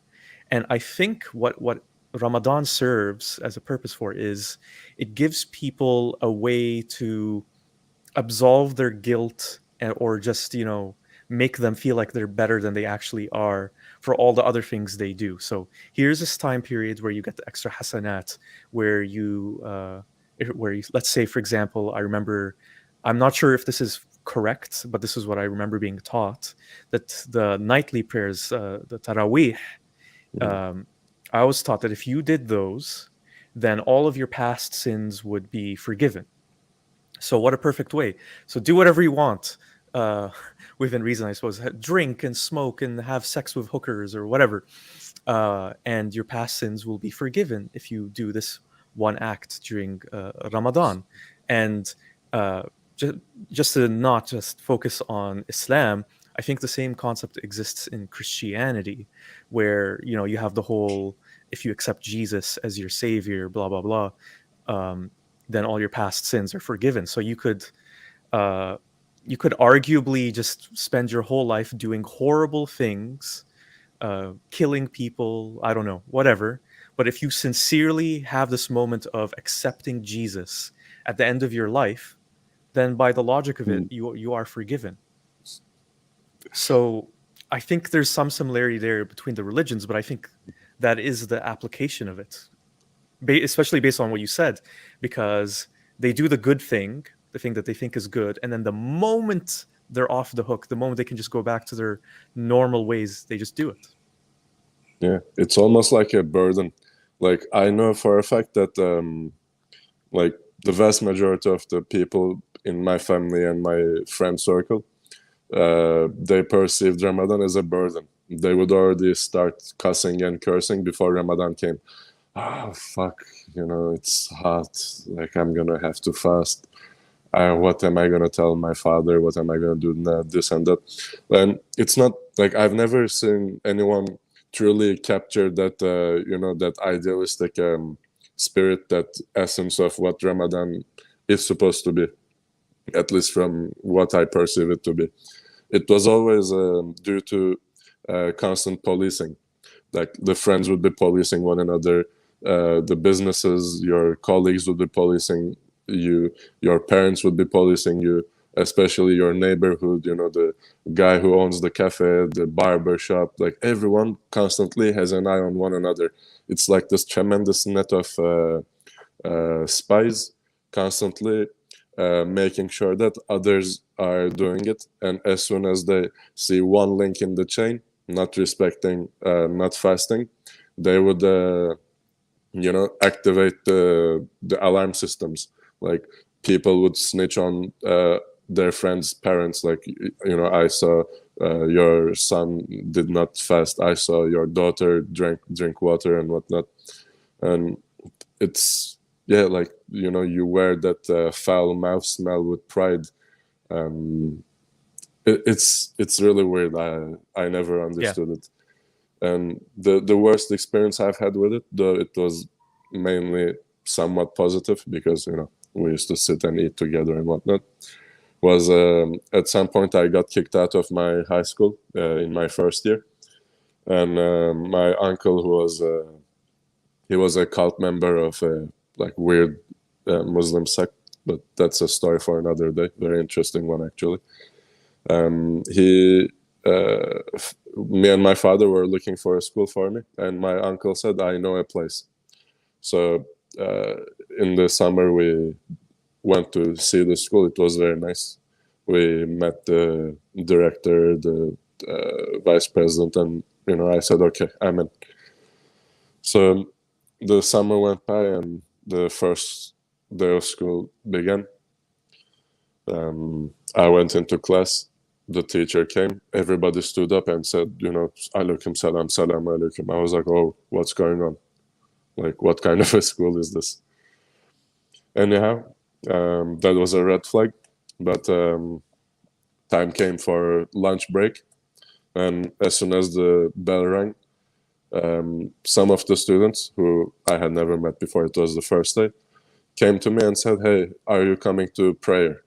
I said, no, I'm not coming to prayer. I made it very clear right there and then, I'm an atheist. I'm not praying. Anyhow, I left. I was trying to find a canteen to eat something. And I'm asking people, it was a fairly large school. I asked people who were passing by, hey, do you know where the canteen is? And they were giving me weird looks. They were not answering me, just looking at me like angrily or in a weird manner and just passing by. And I was like, what the fuck is going on? So I would ask another person, hey, mate, where's the canteen? No answers. Where's the canteen? No answers. At some point, one of the kids did answer me. He said, go to floor -2. There you will see, the big room, whatever. Went there. It was dark. Nothing. Nobody. Not a single person. So I was waiting. I said, maybe I came a little early. I saw a guy with a chef costume with his hat. I said, hey, is this the canteen? Like, I want to eat. At what time do we get to eat? He said, oh, there's no food for boys. I said, what do you mean no food for boys? He said, it's Ramadan. I said, well, I don't fast. He said, well then, you should have brought your own lunch. I said, I paid for it. Then next to that large room, I saw a door that was shut, but I could see some lights coming from underneath. So I said, let me check this, like what's going on there. Opened the door. It was all girls. So it turns out they were separating boys and girls to the best they can. And for lunch, they were also separated. And they were enforcing this no food onto boys, but not onto girls. So I said, okay, then I shall eat here then. I will eat with the girls. So I sat, and of course everybody is looking at me like, in a very weird way. I went up to the food cart and I said, okay, give me this, give me that, some rice, some, beans. And the guy is like, nah, I'm not giving you food. I said, you're gonna give me food. I paid for the food, I want the food. So he said, okay, just for this time, I will give it to you. So he gave me, I sat and, I was chilling, cool, ate my food. And that's a long story, man. There's so much to unpack about my one semester in that school. But yeah, basically, it turned out to be like one of the schools of that Muslim cult. The leader of which is this guy who actually organized the attempted coup in Turkey, Fethullah Gulen, who actually lives in Pennsylvania in the US. And it was quite an experience. But yeah. Wow. So the thing with that is, again, I'm not saying that this is Islamic behavior, but when you think of the whole idea of, there's no compulsion in Islam, how can you not feel pressured to just do what everyone else is doing in that kind of context, where you're literally being vilified for wanting to eat? Mm. It's astounding. And in case I missed that detail, which country was this in? This was in Turkey still. So Yeah. this is in Turkey. So I mean, Turkish society, or whatever society, they should realize that not everyone is Muslim. But I think especially, let's say someone like me, or you could easily pass for Muslim. There's no room for you to be an atheist. Yeah. You know what I mean? It's frowned upon. Yeah, exactly. And I wanted to just address one thing from, I think, someone who is a Muslim in the live chat, Muhammad Osman, I don't know how to pronounce that. This dude, secular spirit, is talking nonsense. Islam forbids drinking. If Muslims do drink, they're disobeying God's law. Stop spreading falsehoods. So Muhammad, I think you missed the point that we were making here. So yes, Islam does prohibit drinking. We were just commenting on how Muslims, we've observed Muslims have this habit of doing things they're not supposed to do. They're restricted from doing, like drinking, and then they use Ramadan as a way of absolving their own guilt, of making themselves feel better. Oh well, I know I did all this thing that I know is all these things that I know are sinful, but because I did this stuff in Ramadan, I'm off the hook. I'm not saying that they are off the hook according to Islam. I'm just saying this is how Ramadan is being used by a lot of Muslims. That is simply the observation there. Yeah, so, and whenever one would point out to those not so good Muslims that they are drinking and then calling themselves Muslim, they would always say, as I think you also mentioned, well, I'm not perfect, I'm not a good Muslim. Well, I mean, what a convenient excuse. Yeah, well, it's almost, one way of looking at it is this thing of perfect Muslim is like this mountain that you're like the top of a mountain, and you're all supposed to climb this mountain, but you'll never reach the top of that mountain. And So you could almost say the same thing about how Islam then is untouched. It's this perfect thing, and all of us are just these fallible, weak human beings, imperfect human beings, and anything is that is done that is bad isn't the perfect Islam's fault at the top of the mountain. It's all of us lowly Yeah, beings who just can't reach that summit. And that way Islam is also completely off the hook yeah. and beyond criticism, unfortunately. Anything that we mentioned, that we highlighted, that's not Islam's fault. Oh It's yeah. not. It's all just the weak Muslims. Yeah, Islam So is perfect, God is yeah, perfect, but you know, as Christopher Hitchens used to say, we are made sick and commanded to be well. I don't know how it works, but yeah, exactly. And Muhammad Osman is saying exactly what we we're just saying. So what? That is on them. It's not Muslims' fault. yeah, And also, as that is fine. Why are emphasizing that though? The millions of Muslims that do everything well. Is it millions of Muslims doing everything well? I don't know about that. I think it's more just us talking about how this whole aspect of Ramadan is kind of problematic in that it gives you this, as I described earlier, this get out of jail free card where do all these sinful things, but it's okay because you have this time period to make it all better, or to psychologically feel like you're making it all better. And I guess that's in a nutshell the service that religions provide. It's almost irrelevant if it's true or not. It's as long as you believe that it's true and do all these things to make yourself feel better, it serves its purpose. mm. You know, I always had two hypotheses about why Ramadan came to become part of Islam. One was trying to encapsulate whatever might be good about it, and the other side was, you know, more about the hypocrisy and all the bad things about religion. Though they were rather uninformed hypotheses.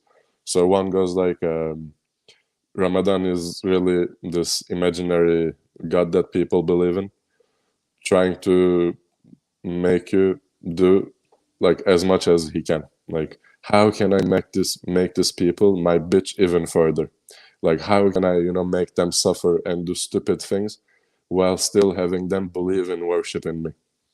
How much can I push them? You know, I can starve them, I can have them be thirsty, I can have them tremble because they cannot smoke. So I guess this was one hypothesis. I don't know how true it can be. Like, we can't really ask God. And the other one was I've noticed that most like detox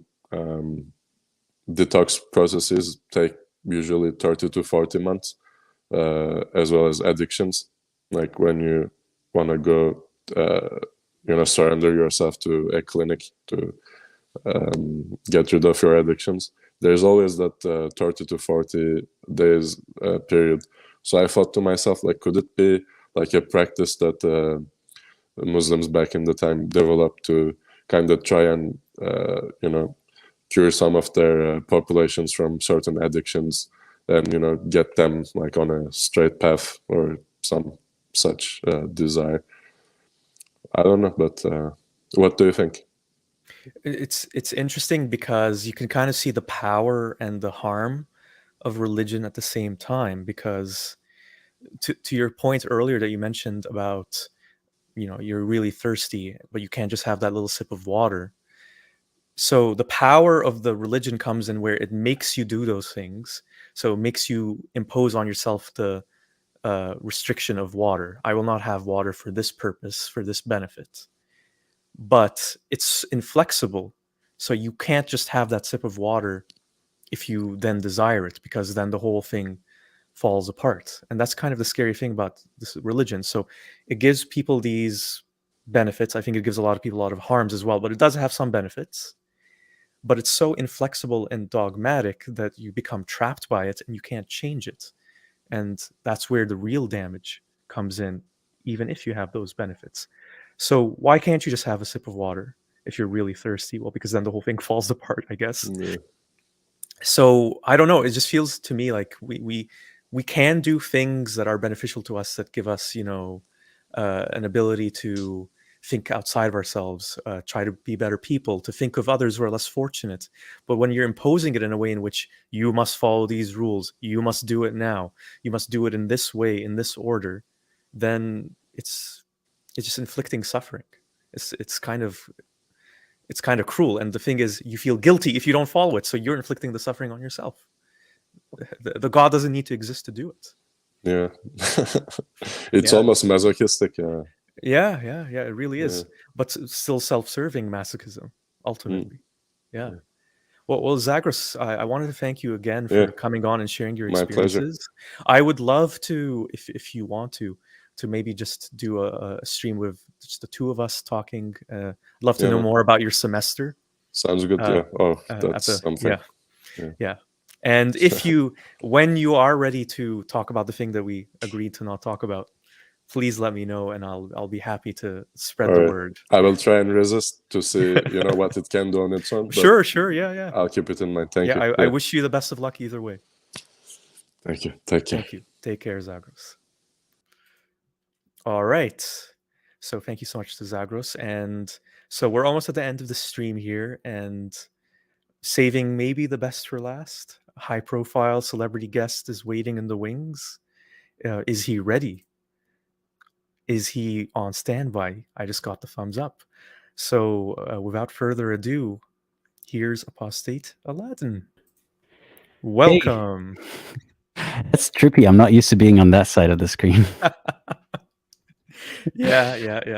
It's nice to have some variety for once, I suppose. Yeah. How are you doing? Well, I'm doing very well. The stream went really well. We were talking about earlier about how I was kind of concerned, especially because I promoted it with kind of short notice, because the idea came to me pretty late. Like I think it was Wednesday or something. Today's Saturday. Was worried that we wouldn't have anyone calling in, but we had a couple of people, and I want to thank all of them for coming and sharing their stories.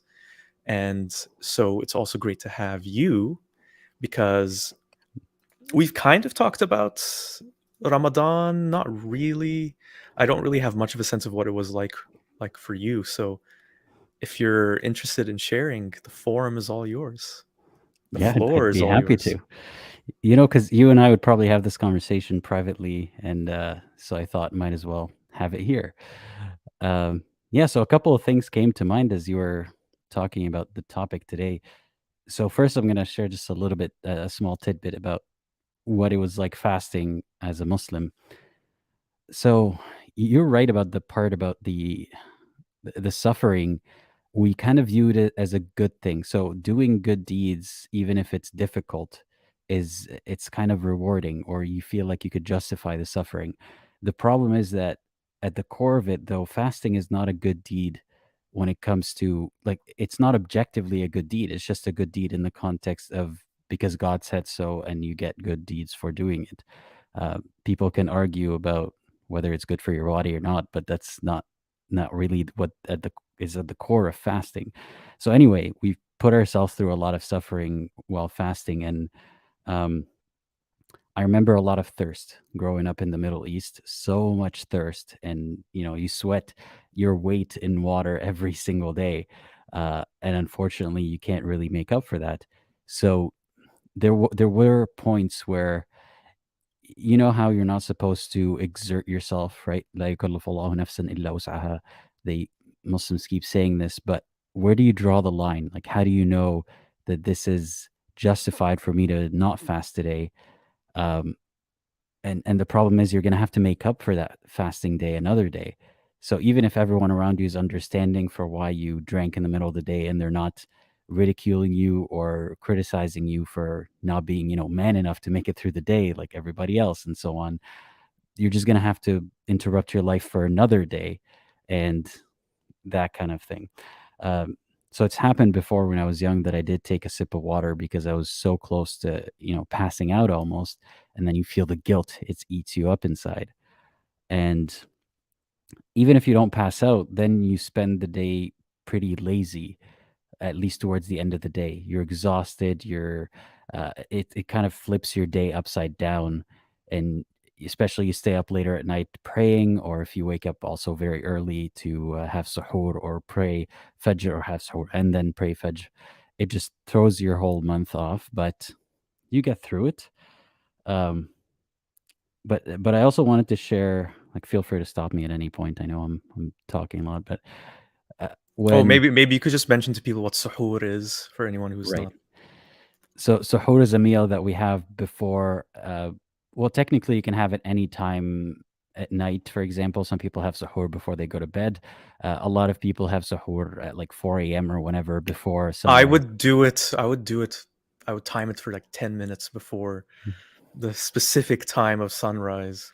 Yeah, we'd be So chugging water up until like almost before the adhan. You're not supposed to hear the adhan while water's in your mouth, but yeah, the idea is, and it's so bizarre because so the idea here is you know that you're going to have a calorie deficit, so you're loading up all this stuff. You know that it's going to be difficult. Is this really what poor people go through when they're starving? Really, like stuffing their faces at 4 a.m.? It's not about taking you through the experience of a poor person or a needy person. It's just getting around the technicality that God has put there for us. So yeah, and a lot of people just end up staying up late all night or having social gatherings or whatever up until suhoor time, and then you just sleep in till, I don't know, 11 or something. Work starts late in many places. It just throws everything off, and you kind of just have to go with the flow. If you're not fasting, there are a lot of places where there are no restaurants open up until before iftar time. Um, and I shared this in my stream already about how society looks down on people who just make it okay for others to not fast. So they want to they think it's acceptable, not only acceptable, it's morally right and superior to shame those who aren't fasting. It's not even about personal freedom, and that's what irks me about, they demand personal freedom where they're afforded it, and then where they are in control, they mock you for ever having the original thought that some people cannot want to fast, right? um and that carries into life as an ex-Muslim as well. So that's something I wanted to share. um so a couple of funny instances, I'd be invited over for iftar or something, and I'm an ex-Muslim at that point, or I'm not fasting at least, and I already ate and drank that day. So I have to make sure that I don't eat or drink too much, because if I don't touch my food or if I don't eat too much of it, it looks suspicious. But also, I'm accustomed in my mind at that point that I don't care about fasting today. So I might like reach for the water or something before iftar, because I'm not really in fasting mode right now. So you have to stop yourself and not subconsciously act on these subconscious thoughts of thirst or hunger as if it's any other regular day. So keep that in mind if you're pretending. um it's got me in a couple of awkward situations before, almost awkward situations. But what I found noteworthy was a feeling of shame just maybe like 2 years ago, where I'd be in public in a non-Muslim country, and I see a Muslim, and I'm about to drink or something, and I feel a little bit ashamed. And if not ashamed, then I feel like I shouldn't be doing in front of them, do it like drinking in front of them, either because I don't want them to feel the suffering of watching me drink, or because I don't want them judging me and looking at me like wondering why is he drinking and so on. And I'm talking about drinking water, by the way, so we're all on the same page here. Uh, yeah. yeah, water. But I don't know. Is this a hot take to say it's not my responsibility that they're suffering watching me drink water? Well, you remind me of something kind of relevant to this, where again it always comes back to my soccer playing. But this was last year during Ramadan, and so this person I was playing soccer with, it was a group of us playing. Some people were Muslim, some people were fasting, and this one person, I think a Tunisian maybe, came over to me and he just whispered in my ear, "Can you believe that these people are drinking water in front of us, even though it's Ramadan? Like, how dare they?" I That mean, entitled sentiment, man. It's like, aren't they looking out for our feelings? Exactly. And I was basically he didn't know I was an ex-Muslim. I mean, we didn't know each other well. The topic didn't come up, but I basically told There's him, that brotherhood, that presumed brotherhood, right? "Oh yeah, oh yeah." Yeah. We've talked about that with the whole Uber conversations in the past. But anyway, so I Mhm. just told him, "Listen, we're in Canada. We can't expect people to just do that. And what harm is it doing to you anyway?" So I personally don't think it's a hot take. And even when I was Muslim and fasting in Canada, when I was still Muslim for that 1 year in Canada, I didn't care if people ate in front of me. I didn't care if people drank water in front of me. It is this kind of weird entitlement. And when you brought up the whole feeling of shame and guilt of not wanting to do that in front of other people, I realized when I was a new ex-Muslim, I definitely had that. I completely forgot about it because it has been a long time. Uh, but it really is this thing that I think is hammered into you, especially because I grew up in the Middle East, and I definitely experienced it of seeing Christians not wanting to do that. For example, Christians in my school, there were a couple of Christians, and they wouldn't bring food. They wouldn't bring water to school out of respect. And so I guess I just kind of subliminally, unconsciously took that with me even after I left Islam. I mean, let's be clear. We're not advocating for go into their face and be like, "Look at me, I'm No, drinking no. water." You can't. But I don't think you should even modify. I mean, if you want to do it out of the goodness of your heart, go ahead. But if you shouldn't feel guilty about it, right? If you don't do it, like in my case, I was just walking down the street and having a glass of water. Well, not a glass. I don't walk around with a glass of water, but you got what I mean? A bottle of water, a bottle of water, and I'm just like sipping on it, and I see a hijabi woman, and she's looking at me weird, and it at that point, it wasn't that I was worried as much about a judgment, it was the guilt of, "Oh, no, I'm making her suffer." And then I realized I'm not doing anything, like, that's I feel bad for her that she's suffering, and that's part of why I'm doing what I'm doing, right? It's feeling empathy towards, Muslims and ex-Muslims, but you shouldn't in that way censor yourself, because they're fasting. I think that it's part of their struggle, right? It's more hasanat for them in their mind, right? It's even in their paradigm, that's a good thing in a sense. uh, but yeah, it's what irks me though is the entitlement, like you mentioned, the example of that person who's like, can you believe those people in front of us, the audacity? um, Especially when, if you want to go by the Islamic concept of our land, their land, that whole mentality, it's not even your land, so to speak. It's not Muslim land. I don't believe in that rhetoric, but I'm just saying, trying to put my mind, myself in the mind of a believer. Um, so yeah, I wanted to tell ex-Muslims, don't feel guilty for that kind of thing, and you don't have to rub it in people's faces, but it's not on you to shield them from the consequences of their fasting. And I wanted to ask you, I completely agree, by the way, with what Aladdin just said there. You shouldn't feel guilty. You should just be respected for who you are, whether you're a believer or non-believer, as long as you're not harming anyone. And if you're just existing, eating and drinking water or whatever, that should be fine. And that's how I behaved when I was Muslim too. That's what I was taught to be like when I was Muslim. But that kind of ties into my question for you. So this was something that was brought up earlier when we talk about the hypocrisy of Muslims during Ramadan, the binge eating, the immediate reversion back to their normal sinful ways the moment the fast is over, and even just the binge eating right before sunrise and all that stuff. So what I said was that when Muslims say, well, they're not following what Islam is preaching, I think there's some truth to that. I mean, we can't really criticize Islam for that when those Muslims are clearly doing these things in contravention to the spirit of what you're supposed to do as a Muslim during this time period. I think there are other problems elsewhere with Ramadan, but just about that point specifically, what's your opinion? So I think some of these things Islam doesn't explicitly condone, or yeah, there are things where it's a gray area, And some things, obviously, it's un-Islamic for them to do this and that, and it's un-Islamic to do the haram things after hours, because they're haram all the time, right? So I saw the comment about the person saying, well, Muslims are imperfect, Islam is not. We keep hearing that all the time. And your criticism wasn't against Islam specifically. You're talking about Islam manifests in this world through Muslims, right? So it doesn't, at some point, it's not all that matters what Islam says. It's also what Muslims carry of this Islam, how they manifest it, right?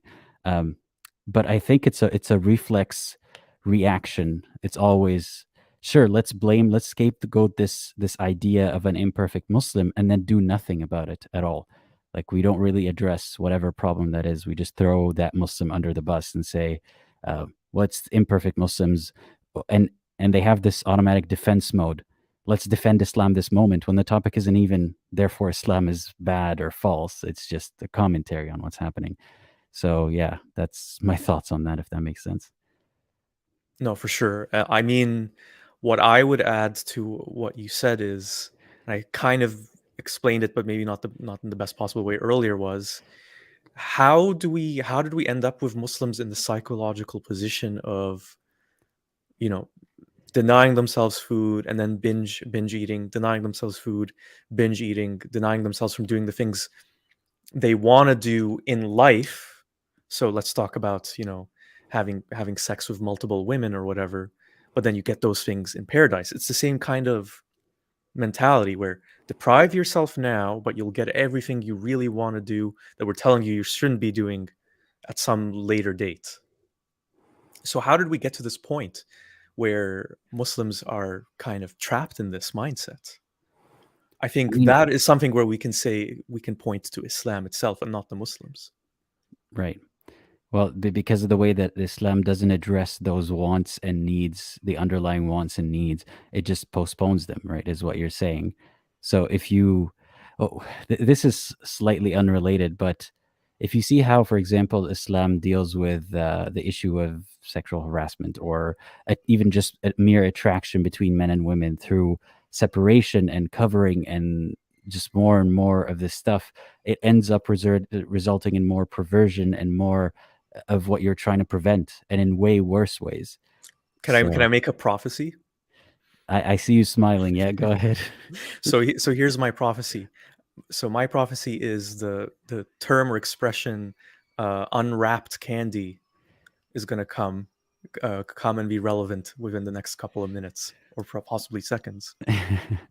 Well, now that you said it, the person is not gonna comment it. But yeah, this idea that you got to cover up the women so that the men don't get enticed. What ends up happening is the men are not even used to the baseline amount of hair and flesh that a woman shows in a regular society, or even in an Arab society, right? That's not necessarily focused on the hijab, and then that becomes a trigger for them. Their animalistic instincts kick in, and it's a feedback loop where they point to it and they say, see what happens when there's mixing.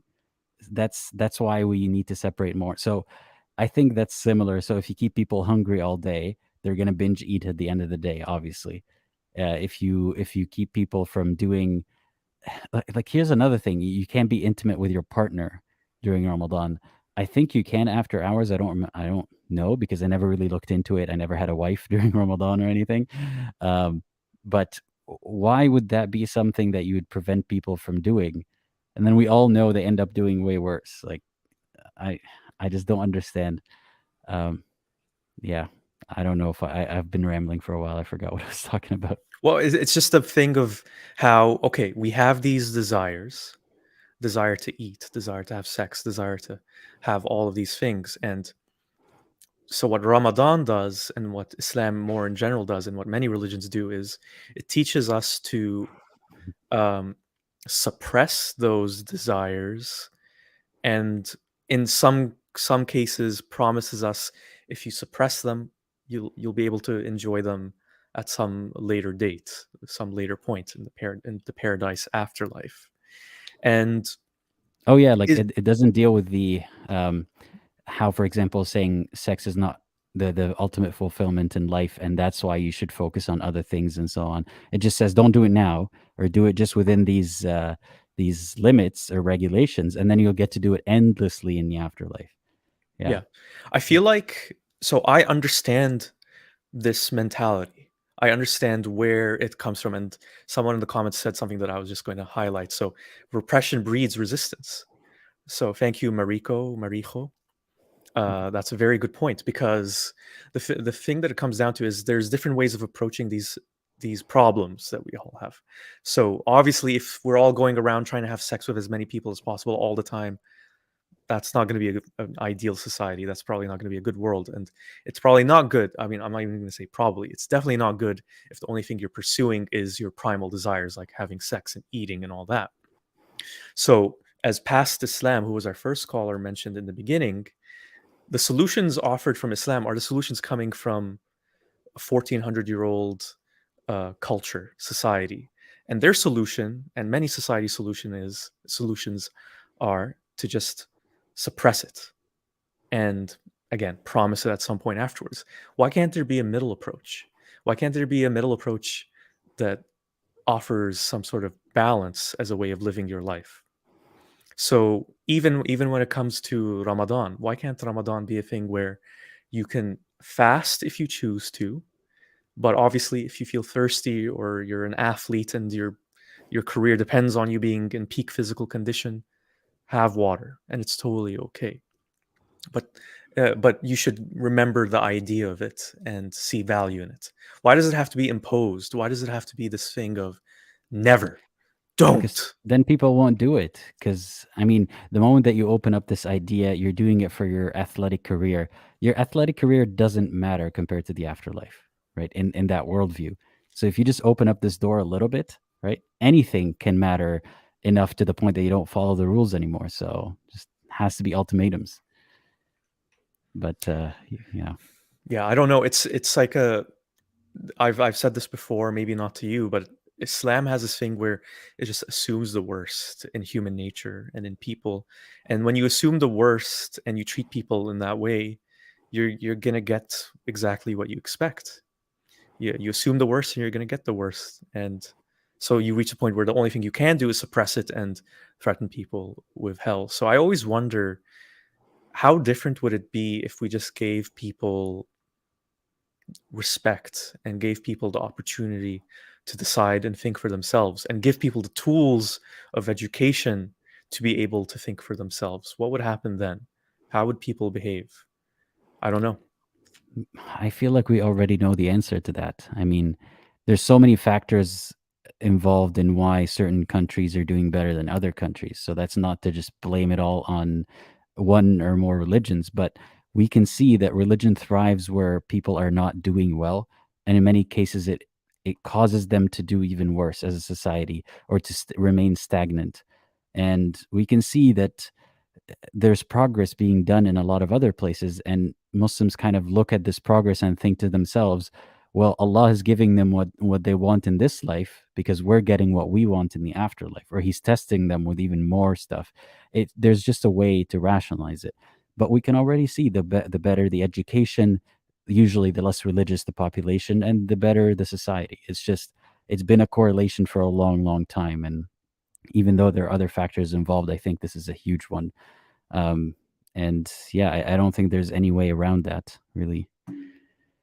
No, it's I don't tough. see people being religious and at the same time respectful of boundaries. And I mean, on mass, like as a society, I cannot envision people being both secular and I mean, maybe secular, but I can't envision them being religion in a totalitarian religion and also respecting other people's boundaries as a whole, like society. I don't see that happening. And to the point of people, let's say Muslims, but not necessarily Muslims, is that they'll make is that, well, think of all the good, the benefit that comes out of Ramadan, the community building, people being altruistic to others. I know we've talked about how you're only supposed to do the zakat to Muslims, but there are Muslims who do things for beyond just Muslims. It's very common, and I'm not denying all that. So they'll say, well, this is all this good stuff. So even though it is imperfect, maybe in these ways. Why can't we just do that until because we don't have a better solution? Because maybe they'll say the thing I'm talking about. Why can't we just trust people to be good if we give them, more resources, more education, or more whatever? They'll say, oh well, that's not really a solution because we're not seeing it. So why don't we just keep sticking to this thing that seems to at least make things a little better? What would you say to that?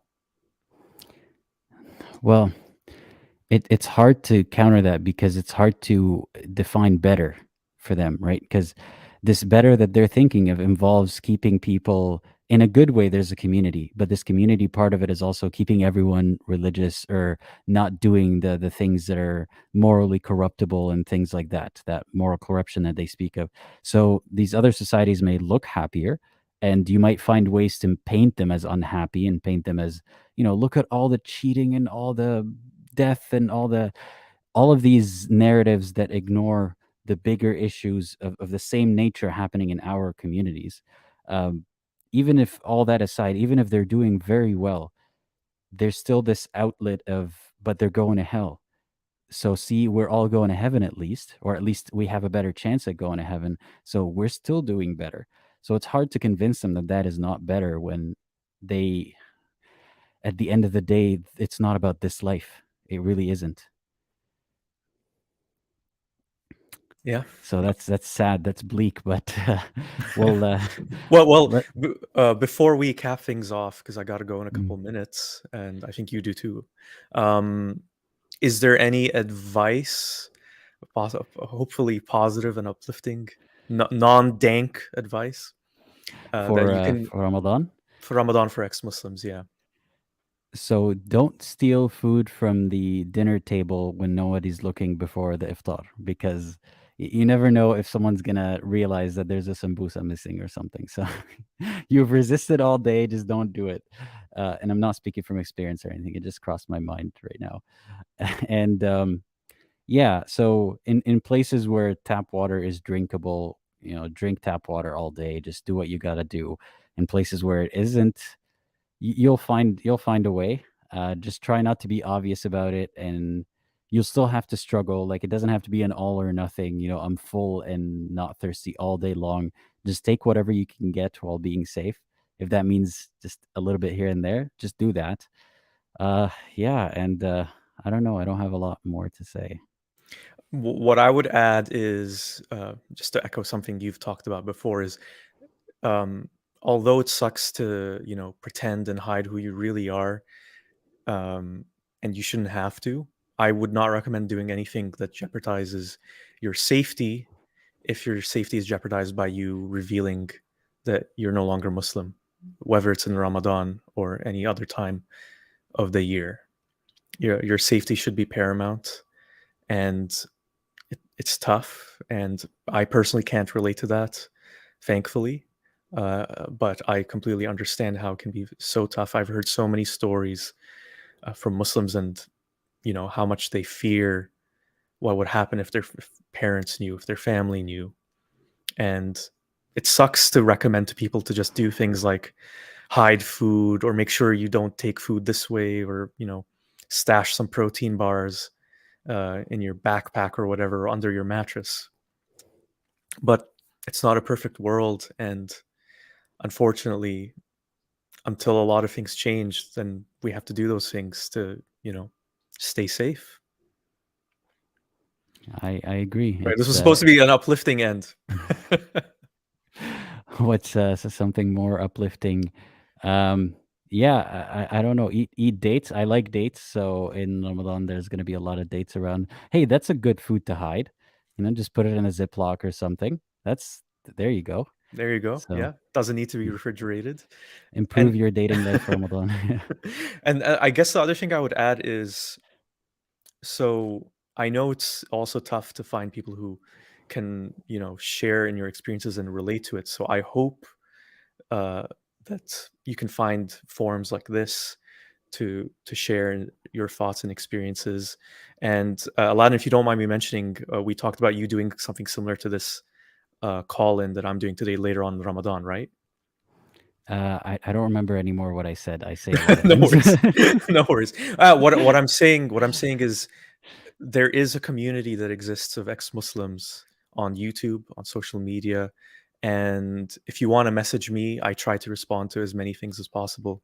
You can also email me. My email is on my About page on YouTube, and I'm happy to hear and share advice whenever, in whatever way I can. And yeah, I think just talking to someone else can do a lot, even if it doesn't actually practically leads to anything changing. But I think just sharing does help a lot mentally. I agree. And yeah, to answer your point, I do have other streams this Ramadan. So generally, yes. Yeah. Okay, perfect. Yeah. And so yeah, if any of you are unfamiliar with Apostate Aladdin, I highly recommend subscribing to his channel, which is by the same name, Apostate Aladdin. And second plug of the stream for my channel, if you haven't already, I'd really appreciate if you can subscribe.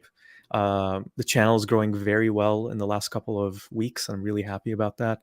And by liking this video, sharing it with your friends, sharing it with any ex-Muslims you know who are, going through Ramadan alone, that will help it grow, and I hope help more people. And drop a comment after the live chat in like the comments of the video right Please. afterwards, because that helps. For algorithm purposes. Yeah. Khwarizmiyat, yeah. All right. Yeah, well, thank you so much, everyone, for coming Thanks and for having me.